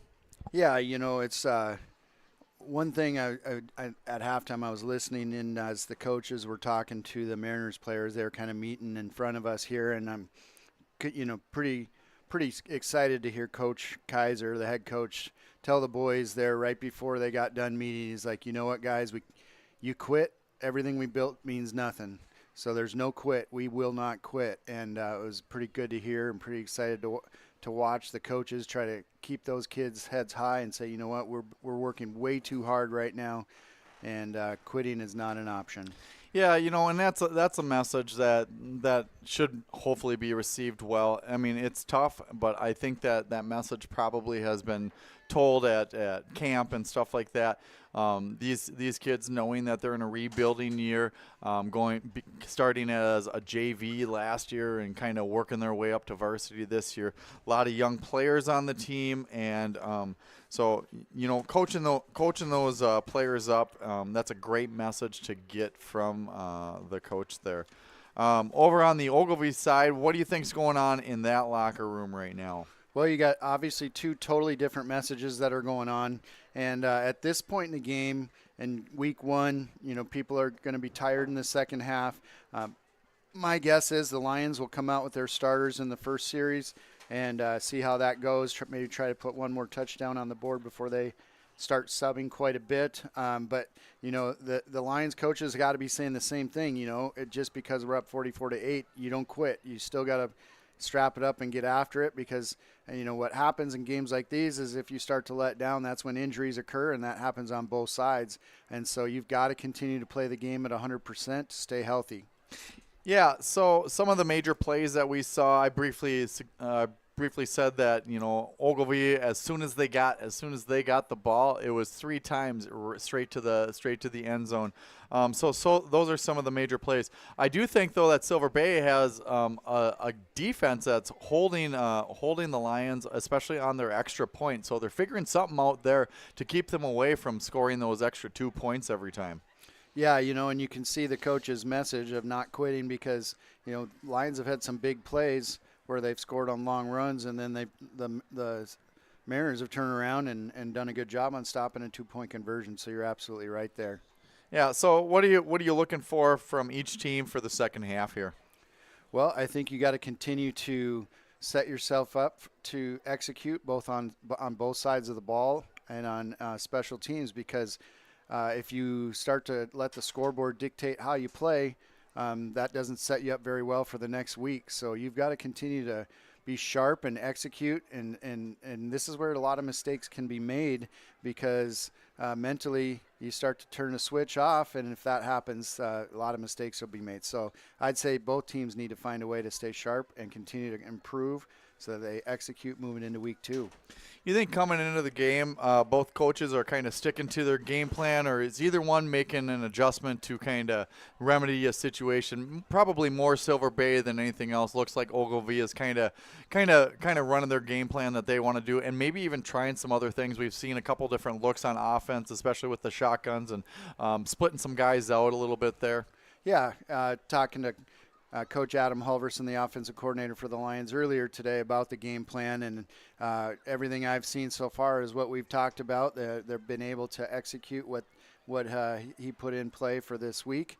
Did not have any conversations with the Silver Bay coaches.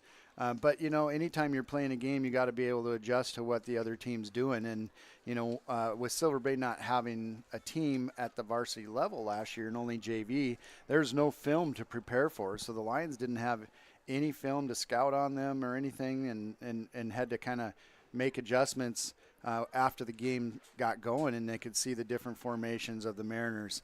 So that's kudos to defensive coordinator Derek Magard and having his boys ready to play, not even knowing what kind of formations that the Mariners were going to run.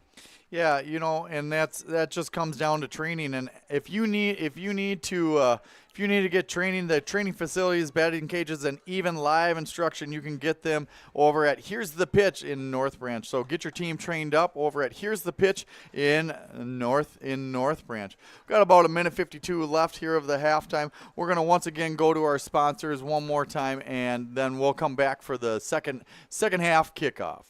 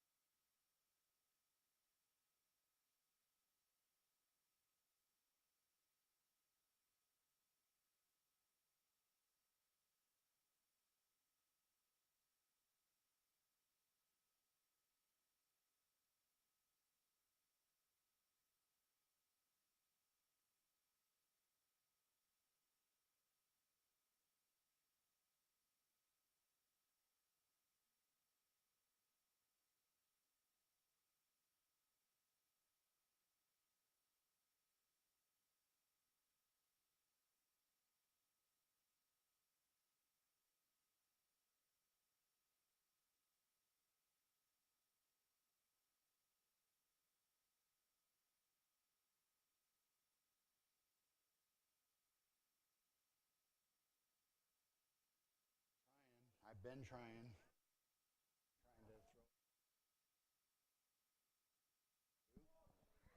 They each of them gave.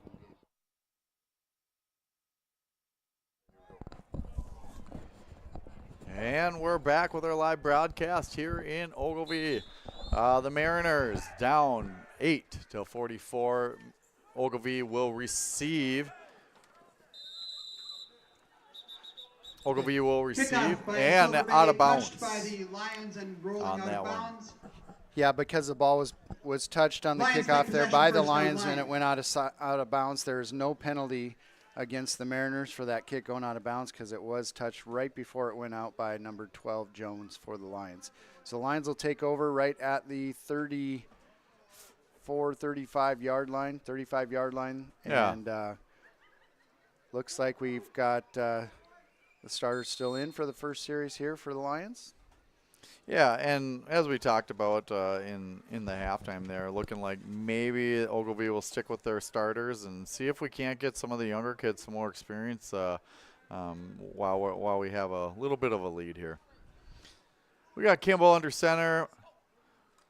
Little split formation. Handoff goes to Feldy. Feldy up the middle. Now takes a little juke to the left and breaks a couple leg Number tackles and 38, finally King Feldy tackled will carry down the at the Lions. Tackle by number 30-yard 15, line of the Dane Silver Thompson of the Bay Mariners. Mariners. Yeah, again, they That's ran it. that Ogilvie Lions. counter First down. tray where they fake to the right and then bring Feldy back to the left following Magard. And again, another huge hole. He cut it up and broke about 4 or 5 tackles to get all the way down to the Mariners' 32-yard line. Feldy looks like he's coming out of the game here for a little bit, get a little bit more experience for Jaden Rappel. It looks like he's got the bright orange, kind of yellowish sheen on his shoes there, number 69. Also in the backfield, looks like we got Smith and then Johnny Hoffman in the wing set and Brody Magard out wide. The handoff goes to Smith. Smith powering forward all the way up to the Number 11, Brody 28-yard Smith, the line. ball carrier for the Lions. Tackled by number Yeah, 79, Brody Smith got Harper hit Braden in the backfield of originally Silver and Bay. just kept fighting, kept moving his feet, and he did end up getting at least a 3-yard gain on that play. So a lot of heart and soul in that Second run. down, Lions. Yeah, for sure. I mean, that's just a hard-nosed, tough run, and I think Ogilvie's saying, "Hey, we're going to keep running. We're going to keep running hard. We're not going to change our game plan here, and we're gonna put it right to your face again." Looks like we got Kimball under center, Feldy in the backfield. Goes to Feldy, straight up the middle off the left tackle, and tackled again right around the 20-yard line. Tackled by a crew of Number 38, Mariners on King that Feldy, one. the ball carrier for the Lions. Yeah, and what Tackled by happens number is 95, every time Cooper Feldy gets the Guterman ball, if anybody gets in his way, he Silver just Bay. lowers that Play shoulder and resulted in keeps his another feet Ogilvie driving. Lions first down. And those Mariner guys are getting up pretty slow after they get coming up to hit Feldy. Yeah, it's not one or two guys that can take him down. You know, he's hitting the first one, hitting the second one, and the third one maybe has got him slowed down enough so they can kind of group tackle him a little bit there. Xander under center. Fake pitch right, fake pitch left, and a pass to Johnny Hoffman over on the right Pass to side number as 2, Xander incomplete. rolled out there Number and 26, Johnny incomplete. Hoffman. The ball hit the ground just before the hands of Johnny Hoffman. Yeah, definitely a lot of misdirection on that play action, and again, Xander didn't quite get his feet set to make that throw and couldn't quite get it to Hoffman, so we got 2nd and 10 here. I think Hoffman had plenty of open field after that play too. Yeah, he would have been running a ways. Yep. Well, not too far. He's only got 20 yards to go. So Well, and he's pretty fast, so he'd get there pretty quickly yes, as well. sir. We got 2 split receivers here, Magard on the left and Shadeen on the right this time. Shotgun set. Plays in motion. Out to the right side to Shodin, and with the catch in the end zone, that's Ogilvie Lions. Touchdown! Touchdown! Well, I tell you what, they got good pass protection there, and Kimball this time got his feet set, had a beautiful fade ball into the corner, and Shadeen did a great job to get open over the Mariner defender, pulled it in the corner of the end zone for a nice touchdown. Yeah, that was a great job. Shodin, it was a little bit of a high pass. He showed some of that athleticism. Adam Shodin also on the basketball team. Pretty nice vertical to go up and get that ball. That was at the top of the ladder. Yep, very impressive play, and we'll see what they can do here for 2-point conversions. Kimball under center with a split back set. Ball fake goes to both backs, and then a quick toss to Johnny Hoffman just behind him, and incomplete on that one. I tell you what, Ernest, number 12, made a great play there, made Kimball throw the ball quicker than he wanted to. So, again, the Mariners make a stop on a 2-point conversion. Yeah, and we talked about that a little bit at halftime, that, if they're not stopping the touchdown, at least they're stopping that extra point, so the score doesn't get ran up as high as it could be. I think that's either the third or the fourth extra point that Ogilvie has missed or been stopped on. Yeah, they were successful early on, but the Mariners have made some good adjustments on those 2-point conversions here after those first few touchdowns. Ogilvie taking a little bit of time coming out of the score here. Not sure exactly what's going on there. Oh, and here we come. And before the Lions get ready to kick off, again, we want to thank our 2 local sponsors, Soderstrom Septic and the Big O, Ogilvie Raceway, for all they do for Ogilvie football and putting us on the air and giving you a chance to see the game streamed live. So thank you to both of those sponsors. Yes, thank you, Jeremy. We got Carter Maygard with the kick again. And that goes to one of the up men there, number 20.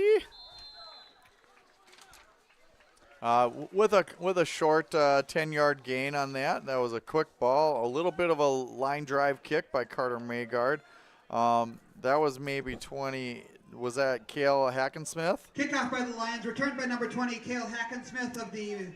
Thank you, Scott Bowman, the PA announcer here, for confirming who I thought that was. I couldn't quite tell if that was a 20 or 28, but there's no 28 on the roster for the Mariners. Well, this is probably the best field position the Mariners have started with in quite a while. They're at their own 45-yard line with that kickoff, and so they're going to come out in the power I right with a split receiver to the right. Yep, Hoff hands it off to his main horse there. That's number 22, Williams, who gets past the first down marker, and 11 or 12-yard gain on that one. McCoy Williams, the ball carrier for Silver Bay. Good, powerful run on that one. Yeah, there was a real big hole on their right side, the Lions' left side on defense, and he took advantage. Again, he's a hard runner, and, I think, Jeff, they're really doing what Coach Kaiser said at halftime. They are definitely not sitting down and quitting. They are fighting all the way here, so good for them. We got first down for the Mariners. Yeah, first down at the 43-yard line of Ogilvie. Once again, over half for them, and we're just kind of rolling. We got Hoff in the shotgun position with a split eye set. Hands off. No, that's a QB keeper. That looked like an option. He put it in the chest of number 22, Williams, and then stole it right back and had Williams kind of lead him up the hole there a little bit. Yeah, it's designed to be a lead block by the running back Williams, and they had a little success there. And I think I think it was Bitts again who kind of plugged that up there and made it a little tough for him to get through that gap before the linebackers could come and finish it off. 3-yard gain on that one. The Mariners are going to start on their 40-yard line. It's going to be 2nd and 7 here. Coming out of the huddle. Looks like we got that split I formation again. Hoff in the shotgun. Goes to Williams. Williams off to the left side. Hits a Lion. He hits Maygard. He was the major enforcer on that one. Maygard kind of got pushed back on that, and that's Brody Maygard. And that is a Silver Bay Mariners first down. Yeah, I've just been really impressed with the push that they're getting right now on the Lions, and it's kind of one of the things that you talk about at halftime as coaches. You cannot be on your heels just because you got a big lead, and I can see a little bit of that going on right now on the defensive front, so hopefully they can make that adjustment here real quick. Yeah, you can't be content with just being up. You have to keep pounding, and you got to keeping pressure on, and I don't think I've been seeing that out of the Lions this half yet. That's Hoff to Ernst. Ernst up the middle on the right side to the right of tackle, and a good Number 5, 12, 6 yard Randy gain Ernest, there, I the believe. ball carrier for Silver Bay. Yeah, Tackled by another good number surge 3, up Adam front Shadeen. by And the number 9, Mariner Cody offensive Maygard. line. Second down, Silver Bay. You know, the Lions did come out on offense to start the half and just pounded it down the field for a touchdown. But defense needs to adjust right now. The Mariners are definitely setting it to them right now. So we got 2nd and 4, 7 minutes left in the third quarter. And it looks to me like Ogilvie has their starting defense out there. Yeah, they've made a couple substitutions, but most of the starters are still out there. Hoff under center, hands it off to Williams on the left side. Left side, gang tackled by a couple of Lions in on the tackle. There I got Number 22, McCoy Williams, the ball carrier for Silver Bay. Tackled by number 40, Mason Talon McElroy. Third down, Silver Bay. Looked like Tony Bitts may be in on that one as well. There were 3 in on that tackle. Yeah, I do notice on defense that the Lions have replaced their quarterback, who also plays defensive back, keeping him out right now. Probably a smart move.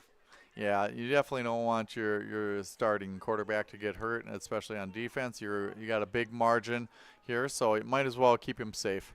Oh, the Lions are in a 5-man front here with 3rd and short. And Silver Bay doesn't like what they see. That's the first time the Lions have put 5 men up on the defensive line. And so Silver Bay calls a timeout here, and they're going to adjust and probably figure out how they want to block that or change the play call, one or the other. Yeah, my guest coach, defensive coach Derek Maygard, saying, no, we're not going to have this happen. You guys aren't going to be running on us. And throwing another body up on the line saying, okay, we see you. Now we're going to stop you. Yep, that's an adjustment you got to make as a coach. And, you know, I'm sure they've got this package put in just for short yardage as well. So the opportunity, both the fact that they've been run on here a little bit this drive and that it's 3rd and short, definitely a good idea to make an adjustment there. Yep, get those extra big bodies up on the line. So, coach from Silver Bay, what's he talking to his boys about now? Well, he's just telling his linemen to keep doing what they're doing because right now they've dominated this series up front, and he's just keep driving, give our backs and our quarterback an opportunity to make a play. And, you know, when they do that, those skill position players have done a good job of making those plays. Yeah, that's right. I noticed right in front of us their running back Williams getting a little work done on maybe a cramp that he had in his legs. So, and he's not in on this play right now. We got number 11 and number 12. We got Bryce Weeks and Randy Ernst in as the backs. That one goes to Meeks. And number 11, Bryce Meeks, first the down. ball carrier for Silver Bay. Tackled by number 99, Carter Maygard of the Lions. Carter Maygard in on the tackle. Looks like a Mariners first down. Yep, Play chains results are today, definitely first moving. down for the Mariners. Yeah, they ran a toss to the right side there. Our defensive end Bitts strung it out and made him turn it back inside, but the next guy wasn't there in time for to make the tackle, so the Mariners get enough for a first down. Yeah, Meeks a quick runner, about 125 pounds, and he came to the sideline, and he's on his back right now. I don't know if he's getting some air or what he's got going on. We'll check in on that in a little bit, but he looked like he maybe got beat up a little bit on that. The bigger back, we got Williams back in the game here. Hoff from the shotgun set. It does go to Williams. Nope, that's a QB keeper. And Hoff a few yards forward, 3-yard gain by Hoff Number 9, Grady on the Hoff, left-hand ball carrier side for Silver there. Bay. You know, anytime you can fool an announcer, you know that Tackled by quarterback's number making 43, a Landon great Hatfield of fake. the Lions. And I just felt Second down, like Silver Bay. he had the outside there. The defensive end for the Lions sucked in really hard on that fake. And I feel like if he would have tucked it and took off to the corner, he would have had a lot of green grass in front of him. But he was a little hesitant there. Yeah, you know, and when they do that kind of option play, every once in a while you'll see him kind of get slowed up a little bit by Williams as Williams is kind of letting him have the ball back and stuff. And so it seems to be working for him, but every once in a while slows that outside run out. Number 12, Ernst, got the pitch from Hoff out to the right side, and a slew of Ogilvie Lions 12, over Randy there. Ernest, the ball carrier for Looks Silver like Bay. a tackle First down of bounds by right the at the Lions. line of scrimmage there, and no gain on the down, play. Silver Bay. Yeah, once again they ran to Carter Maygard's side of the field, and he strung it all the way out, took on those lead blockers, and then Caden Feldy did a great job from the linebacker position, came up and made a big hit on the running back for no gain. Yeah, they got Carter Magard listed 5'10", 205, but for 205 he runs a quick sprint, especially laterally, and even horizontally to get to the quarterback. So it's tough for the Mariners to figure that out there. Hoff with a quarterback keeper, fake pitch to the right side. We got a slew, 3 Lions on that. Number 12 leading the charge, Mason Jones on that one.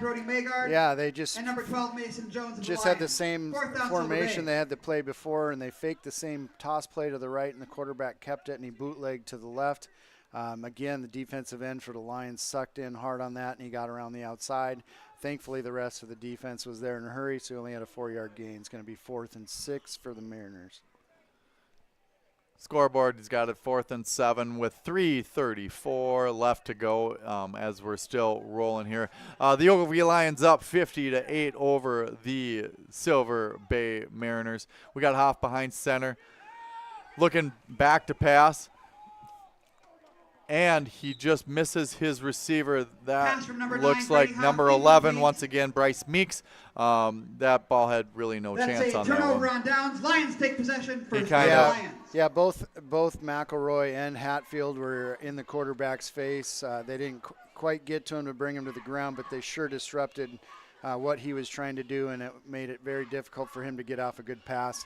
Threw it over the head of his receiver, number 22, Williams. The Lions are going to take over on downs. First down at their own 15-yard line. Yeah, and this is the first time I think that we've seen Ogilvie start this deep in their own territory. Yep, and they have made some changes here. They've got a whole new offense in right now. They've got a new quarterback in. Looks like that's Cameron Nell, a junior in at quarterback. Yeah, Nell, handoff to. Number 24, so we got some new guys. in Yes, there. we do. That's Trip Lundberg. Trip Lundberg, a Yeah. freshman 24, in Trip there with the Lundberg. carry. Picks up 2 The ball yards carrier on for the the left Lions. side. Tackled by Bear Silver with Bay, us here, second folks. down We got to line. get out our whole different scorecard over here, so we can get all these names here for you. Yeah, it's good to see these younger guys getting an opportunity here. There's about 3 minutes left in the third quarter, and we'll see how this offensive line does because it's the same group for Silver Bay on defense. Nell came running in with the play. He's under center. We got the split back formation here. Nell to the running back. That was Jaden Rappel. number 69, with maybe a yard or two on the play. Number 69, Jaden Rappel, the ball carrier for the Lions. Tackled by number 15, The Dane offensive Thompson of line Silver for Bay. the Lions Third down not line. getting as much movement here, the second group, but Jaden Rappel kind of ran into a pile there and then cut it back and gained a couple yards, so we got 3rd and 5 here for the Lions.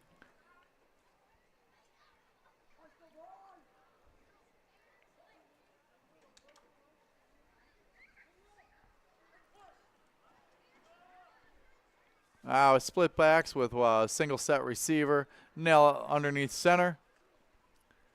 Gives a pitch, gives a handoff over to Trip Lundberg over there, the freshman. Number 24, And Trip the Lundberg, freshman ball is carrier for the Lions. tackle for a loss. Tackled in the backfield by number Looks like the 65, original Tucker line of Welch. scrimmage from the first down. So Fourth down, Lions. should be 4th and 10 here. Yeah, the right side of that defense for the Mariners, just too much to handle on that one, and they had so much pressure in the backfield, there was nowhere for Lundberg to go. Loss of 3 yards on that. Jeremy, this deep in your own territory, are you going for it on this, or No. they're going to No. punt away? Yeah, they're letting the clock run down right now. They'll probably get right before the clock is going to give them a penalty, and they'll call timeout, and they'll probably put the punt team in to punt the ball. That's my guess. Yeah, it looks like the offense on the field and doing exactly what Jeremy said there. Just kind of everyone's just standing around looking and waiting. Coach Dave Halverson calling the timeout with 50.7 seconds left. And we're going to take a little break here, Lions. throw a couple more of our sponsors up on the screen for those of you at home. Those of you at home, we apologize for our ads not working here tonight. We're going to be working on that. Just know that our sponsors have been wonderful and being able to get this service up on the internet for you, and also WCMP. We're not currently live on WCMP tonight because there's other games in the area that take precedence tonight. But just know that if we haven't played your favorite sponsor, don't take anything by that. We wish that all of our technology was working today perfectly, but that's not the case, and so we're just kind of punting a little bit here, as the Ogilvie Lions will be doing as well.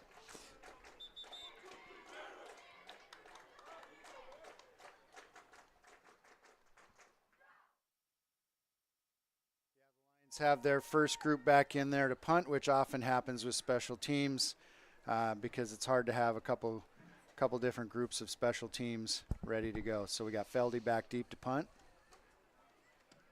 Feldy, nice high punt.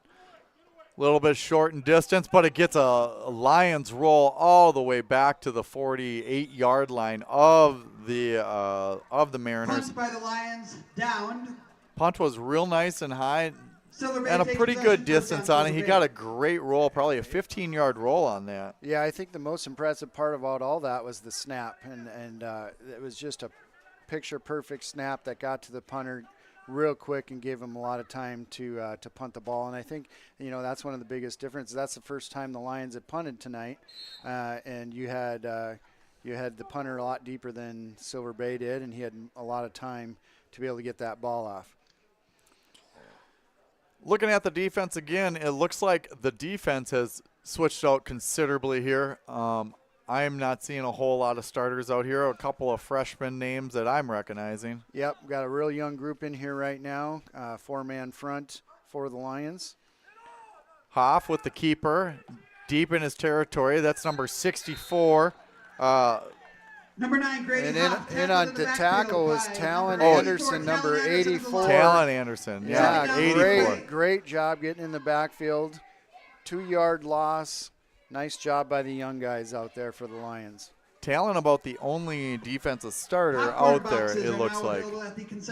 Well, No, not Talon Anderson. Yeah. No, that's Talon McElroy. Yep, One no, down. Talon Anderson Yep. is a sub here, and we got 3 seconds left in the third quarter, so that'll end the third quarter. That's going to bring us to the fourth quarter. At the end of the third quarter, the score is Lions 15, Silver Bay 8.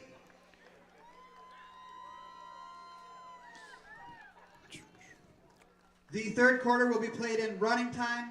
The clock will only stop for timeouts. The fourth quarter will be played in running time. PA Clock will only announcer stop Scott for Bowman timeouts, just injuries, announced that penalties, the and fourth scores. quarter will be played in running time because of the score differential here, and so we're going to be doing running time. So there will be no stoppage of play except for timeouts or for Touchdowns.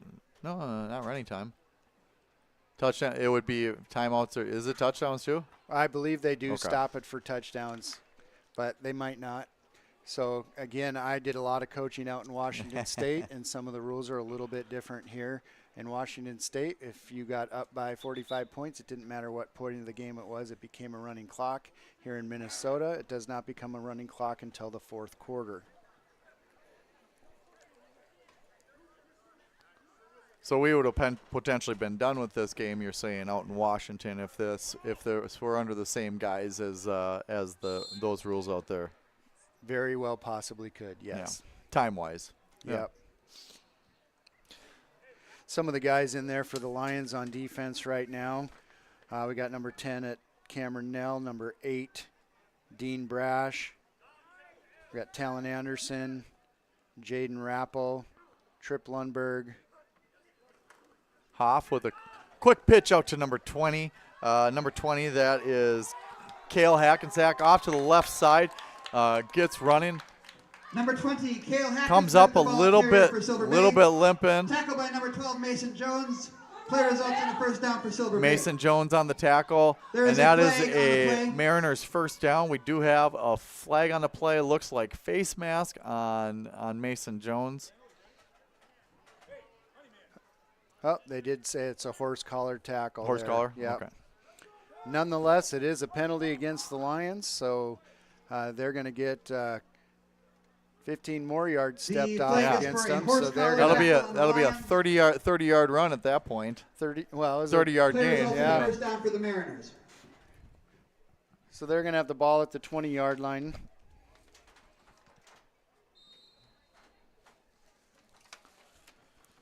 of the Lions. They have first down in a defensive tackle right now is number 71, Dirk Stewart. Another substitution. In that corner, they got Owen Burkhaker. Off to number 4 there. That's Hunter Manuel. And Number speaking 4, of Hunter number Manuel, the ball 71, carrier Dirk for the Stewart Mariners. coming into the game, Tackled by number makes a 71, tackle Dirk immediately Stewart for for a the very Lions. short gain. Nice job by Stewart. Yeah, Dirk earned the nickname of Dirko Second down, Chains Mariners. last year during baseball. So Oh, yeah. taking after Kirk Cousins. So he was Dirko Chains. Dirk Go Chains. Got to love Yeah, that. Yep.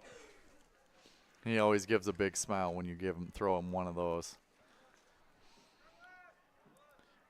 Looks like they got Hoff under center here with an I formation. Handoff goes to number 4. That is Hunter Manuel again. Number 4, Hunter Manuel, the ball carrier. Hunter, for maybe a Silver yard Rays. on that play Tackled over by there, number Jeremy. You have a 60, little bit better Austin Burgess, vantage point than I do 69, over Jaden here. Rappel. Yeah, Jaden Rappel stepped up real nice Third from the down, middle Mariners. linebacker spot. Made a tackle for a 1-yard gain, so it's third and 8 for the Mariners here at the Lions 18-yard line. Number 0, Max Hines, comes into the game for the Lions. Another freshman out there. 10-12 on the running clock right now. So ticking away. Hoff under center. Single back.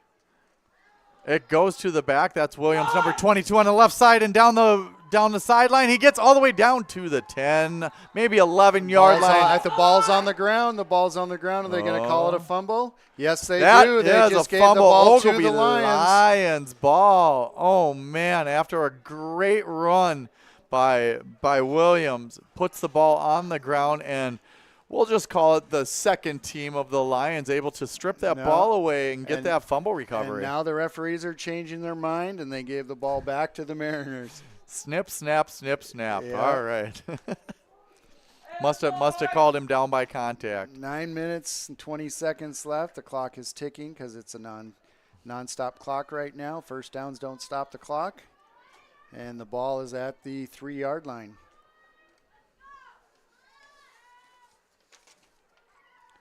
Number 65, Jackson Kinney's in that defensive end for the Lions right now. That was Hoff with a keeper. That was once again that kind of fake option play again to his fullback. Number 22, McCoy Williams, the ball Well, and carrier it's for sure a Silver good thing he Rays. kept the Tackled by ball number because 69, Max Jaden Hines had the Rappel. the running back tackled in Second the down, backfield Silver had Rays. he had the ball. So nice job of swarming that defense in there and preventing them from getting in the end zone. The Mariners are within the 20-yard line, so that's the red zone. So RushCityAuto.com. Go check out the inventory of 2 lots of vehicles, standard auto and classics in North Branch, and of course Rush City Auto. That's right. That's the Rush City Auto red zone. Every time a team's in the red zone, we get a quick shout out to Rush City Auto. Number 9, Hoff under center again. He's got the I formation. Hands off to his fullback, 22 Williams, and in for the touchdown is Williams Into the end zone. for Touchdown, their Mariners. second touchdown tonight. Did Williams have that first one too? I believe so.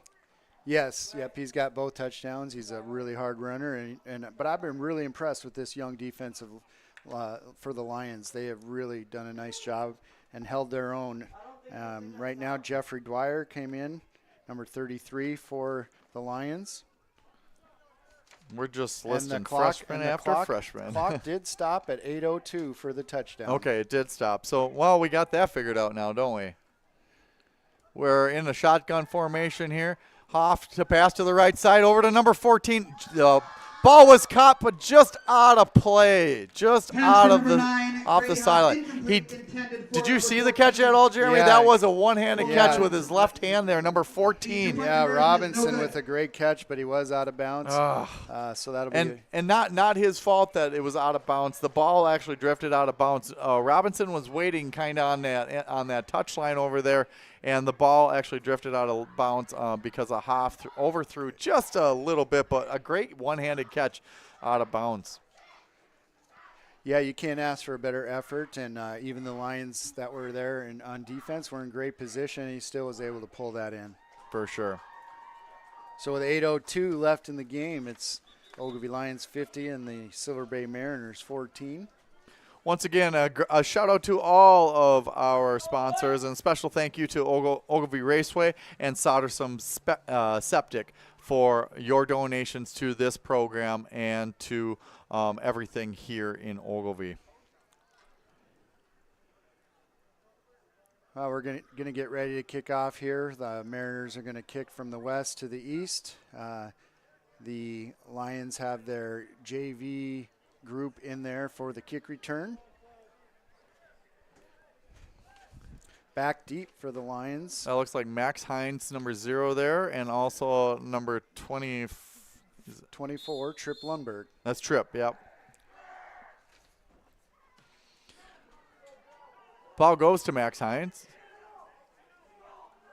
Off to the left side, running up the sideline to the 33-yard to the 33-yard line of the Lions is Max Hines. Hunter Manuel of the Mariners. Lions take possession, first down, Lions.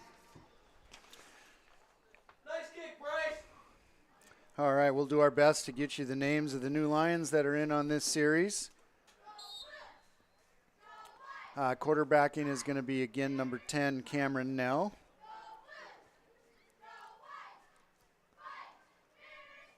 Yeah, now listed at about 6'1", definitely the tallest Lion out there right now. He's a junior this year, and leading the pride right now. Oh, giving a little explanation to Lundberg. Oh, we got a little confusion. Max Hines not sure exactly where he is, and that's motion on the young Lions. Yeah, they definitely weren't sure where they were going on that. And as a false quarterback, start of the Lions. we really Still want first down. Cameron Nell to be able to direct them and make sure that they're all set before the snap. And the ball was snapped with movement still going on, so it's a 5-yard penalty against the Lions. Yeah, we weren't even set at all on there. We had guys standing kind of straight up and waving their arms around a little when you bit. put your hands up in the air, obviously you're not sure what's going on. It's a pretty good indication here. All right, now we look set. We got a split back set. Nell under center. Hands off to Lundberg on the left side kind of running up, a little stiff arm there. Still trying to stay in, cuts back to the right, and met by 4 Mariners on the right side, right around the 29-yard line. Trip Lundberg. Number 4, Hunter Manuel of the the Mariners. Well, and Lundberg really had to work hard even just to get back to the line of scrimmage on that. I think he broke 3 tackles just to get no gain. Yeah, that's exactly it. We're looking at second down and 13 here right now. 2nd and 13. Another new name in for the Lions that we have not mentioned yet. Number 4, Gibson Piaski. Gibby. Nell under center once again. Split backs. Now over to Jaden Rappel. Rappel, number 69, around to the right side and just back to the line of scrimmage again. That's a 29. We're going to be third down and 13 again. Yeah, and with the running clock here in the 4th quarter, we got 6 minutes left in the game. So the time is moving quickly right now.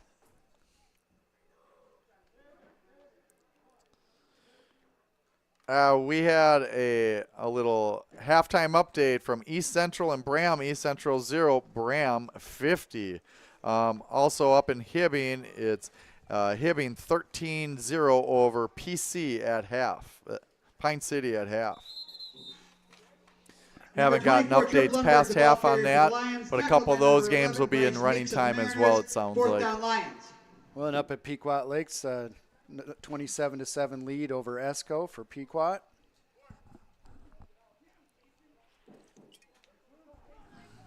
See if we can get you a couple more scores here. Looks like the Lions are electing to punt here. Throwing in their punt team. Feldy in to kick. Foley has taken a 13-12 lead over Glencoe Silver Lake. Bryce Meeks back on the punt. Failed it at his own 41 and all the way up to his 45. That's number 43, Landon Hatfeld, in on the tackle there for the Lions. Yeah, they got down there in a hurry and did a real nice job. That was a really nice kick by Feldy on that one. Well, and just not any room for a return. No, our flag over here at half mast, and it's very, very, very down, very limp over there. Not a whole lot of wind. I know when we checked the weather earlier today, it said 3 miles an hour. Not seeing a whole lot of wind out here at all. So that was all Feldy on that kick, no wind assist or anything. Well, and I tell you, most of the wind that has been here tonight has been from those Lions running backs that they've been running down the sidelines. That is true. Looks like we got Hoff under center with I back, with the I formation. Hands off to number 4, Hunter Manuel, with a short game of Number 1, 4, Hunter if Manuel, that. ball carrier for the Mariners, tackled by number 84, Talon Anderson of the Lions. Yeah, and Silver Bay has been subbing guys here and there as well now towards the end of the game. That was another new ball carrier there, number 4, Manuel. Yeah, giving guys just a different opportunity, maybe switching them from defense over to offense. Just, like their coach said, kind of in a pregame interview, is, hey, we're just trying to figure out who our starters are going to be and try to get things locked up and squared away for the rest of the season. So Ogilvie giving them a great challenge, and especially having their second team kind of in. It's really nice for the Mariners to kind of have a little bit less of an experienced team on the field, and maybe they can produce a little bit more offense on this one. We got Hoff under center with a single back, number 14 in motion, and is that 14 again there? Was that number 4, Hunter Manuel again? Number 4, Manuel. Manuel getting up the middle. Not a whole lot of push for the Mariners on that. Looks like a 1-yard gain, and we have 3rd and 8 here at Ogilvie for the Mariners. Ogilvie up 50-14. Running clock down just under 2.5 minutes. Yeah, the Lions with a real impressive showing here tonight at Strateski Field and getting off to a great start. Fun to see the guys back on the field here after a year off and working hard over the off season. Hoff under center once again. We got the I formation. Hoff rolling off to his left, chooses not to pass. Continues to go forward. We got 4 or 5 Lions in on that one, and he's left just short of the first down, about a yard and a half short there. So they're gonna be faced with a decision of 4th and about 1.5, maybe 2 yards on there. Yeah, I think it's a no-brainer here. You're definitely gonna go for it. It's just over the 50-yard line. Might as well hang on to the ball if you can. Number 2 comes into the game. That's Brayson Cates, a freshman, 122-pound freshman. So we'll see. And then looks like we have Bryson Meeks as well. I think he was the wideout for them. Looks like they may be going for a pass here. No, they're going to come I formation. So once again, they're putting guys in a little bit different spot, trying to see who's going to be able to get some momentum going. The pitch does go over there to Cates. Cates with a little spin move close to the near sideline, and just short of the first down. About 1 yard to get, and couldn't quite get it. Yeah. Looked like Jeffrey Dwyer in on that. Yep, Max Hines did a nice job of turning him back inside. And Shane Piaski just came into the game, and he was in on the tackle as well. We got 37 seconds left. Ogilvie may or may not run a play here. Jeremy, what are your thoughts on that? 4th down, Silver Bay. 1st down. Well, they're going to have to get to the line if they're going to want to do it. We got 25 and still ticking. Yeah, we're going to take a knee here and just call it good, or not even run a play. It's 20 seconds left. Yeah, Coach Halverson's over there standing there with his quarterback. He's new quarterback. And that is number 1, Owen Burkacre. Owen Burkacre. He's also a pitcher in baseball, so Burkacre with a bit of a cannon on him. 3, 2, will he get it off? 1. Doesn't quite get it off, couldn't get him set. So Burkaker, no official varsity snaps Yeah, yet. not No yet. official varsity snaps. But he did get in on defense. So, wow, what a first night here at Have a good evening, Strateski everyone. Field. Please drive home Both safely. teams are going through and shaking hands right now, and it'd be kind of fun to be in each group here as they meet together with their teams and hear what coaches have to say. But we will be hopefully getting our player of the game up here in the booth in not too long, so stay tuned for that. Yeah, and you know, at halftime, you and I kind of talked about a couple people. So we'll see if coach decides who we thought maybe was the player of the game, and maybe he'll surprise us. Maybe he saw something that we didn't see from the sidelines over there. So we got 50-14. Lions over the Mariners tonight on the home opener for the Lions. The Mariners, their first game, their first competition that counted on the varsity record. First time in a couple of years that the Mariners have had a varsity.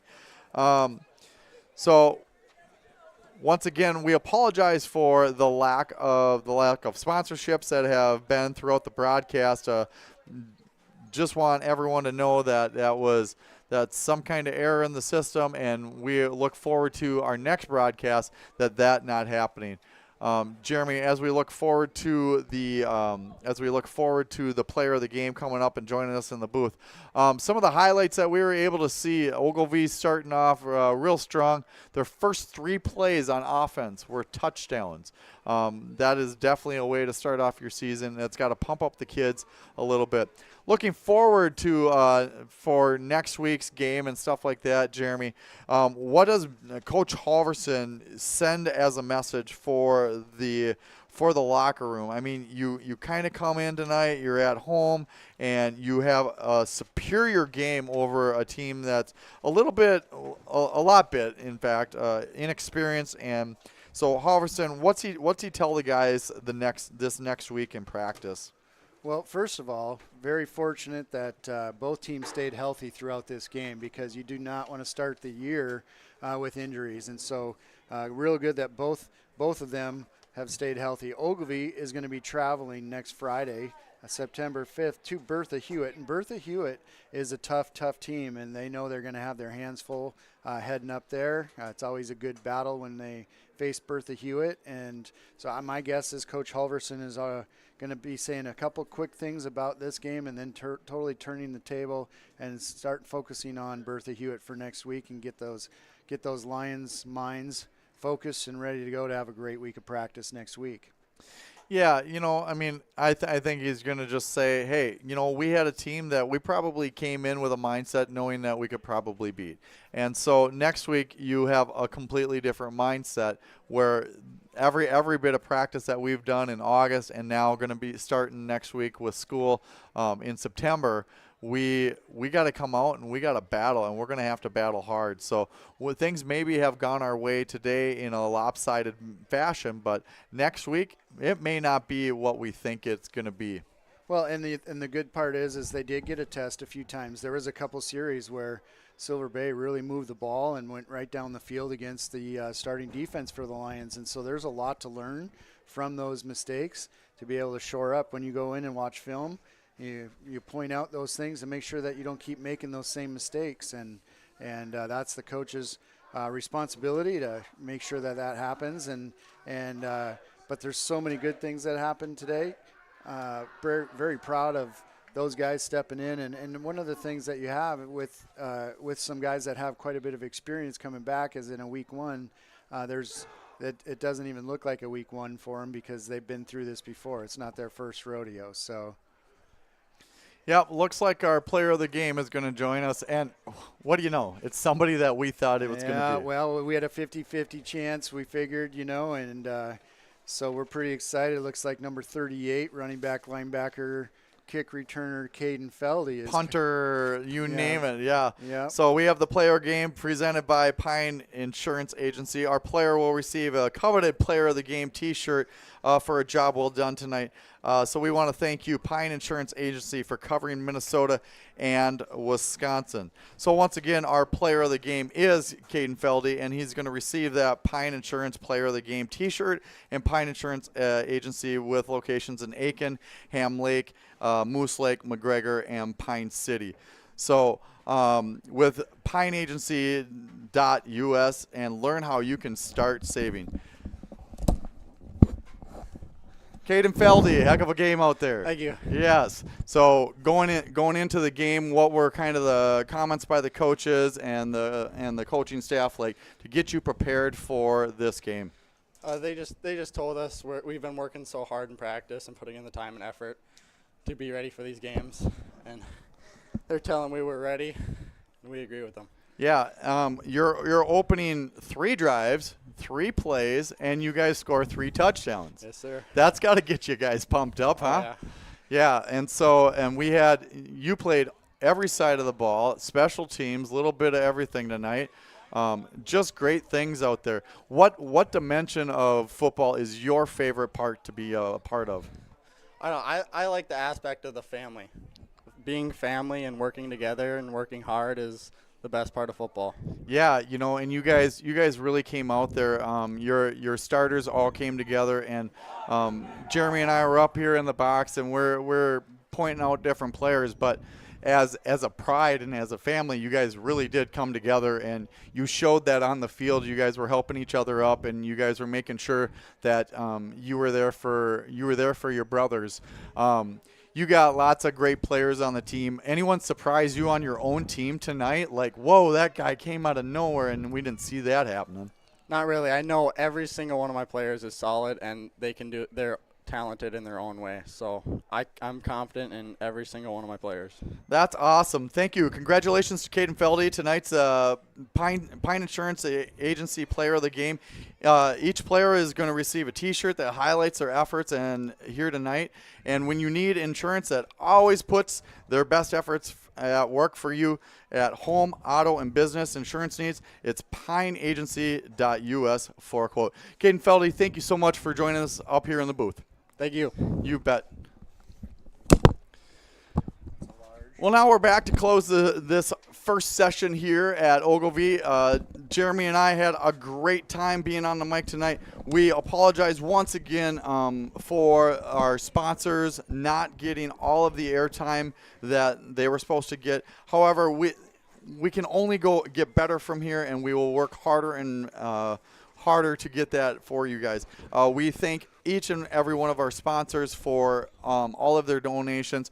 We thank the community of Ogilvie and Mora and the surrounding areas for everything that they provide for the programs here at Ogilvie, because without you guys, we cannot do cool things like this. Yeah, no, I tell you what, I really appreciate your efforts tonight, Jeff, and accepting the responsibility of putting this together. It's not easy, and it's one of those things where you work together and have a good time doing it, and you take a look out and you just kind of absorb all the things going on. The lights are all on right now. The field just looks spectacular. The brand new scoreboard. I mean, boy, Mr. Besser worked so hard getting all the funds for that and all the ads up on the scoreboard. It's just it's a great atmosphere here at Strateski Field, and we're proud to be Lions. Yeah, and with that being said, that's the Ogilvie Lions up 50-14 over the Silver Bay Mariners, and we thank everybody for joining in, and for Jeremy Tweet and myself, Jeff Schaefer, thanks for stopping by and thanks for listening. Have a great night.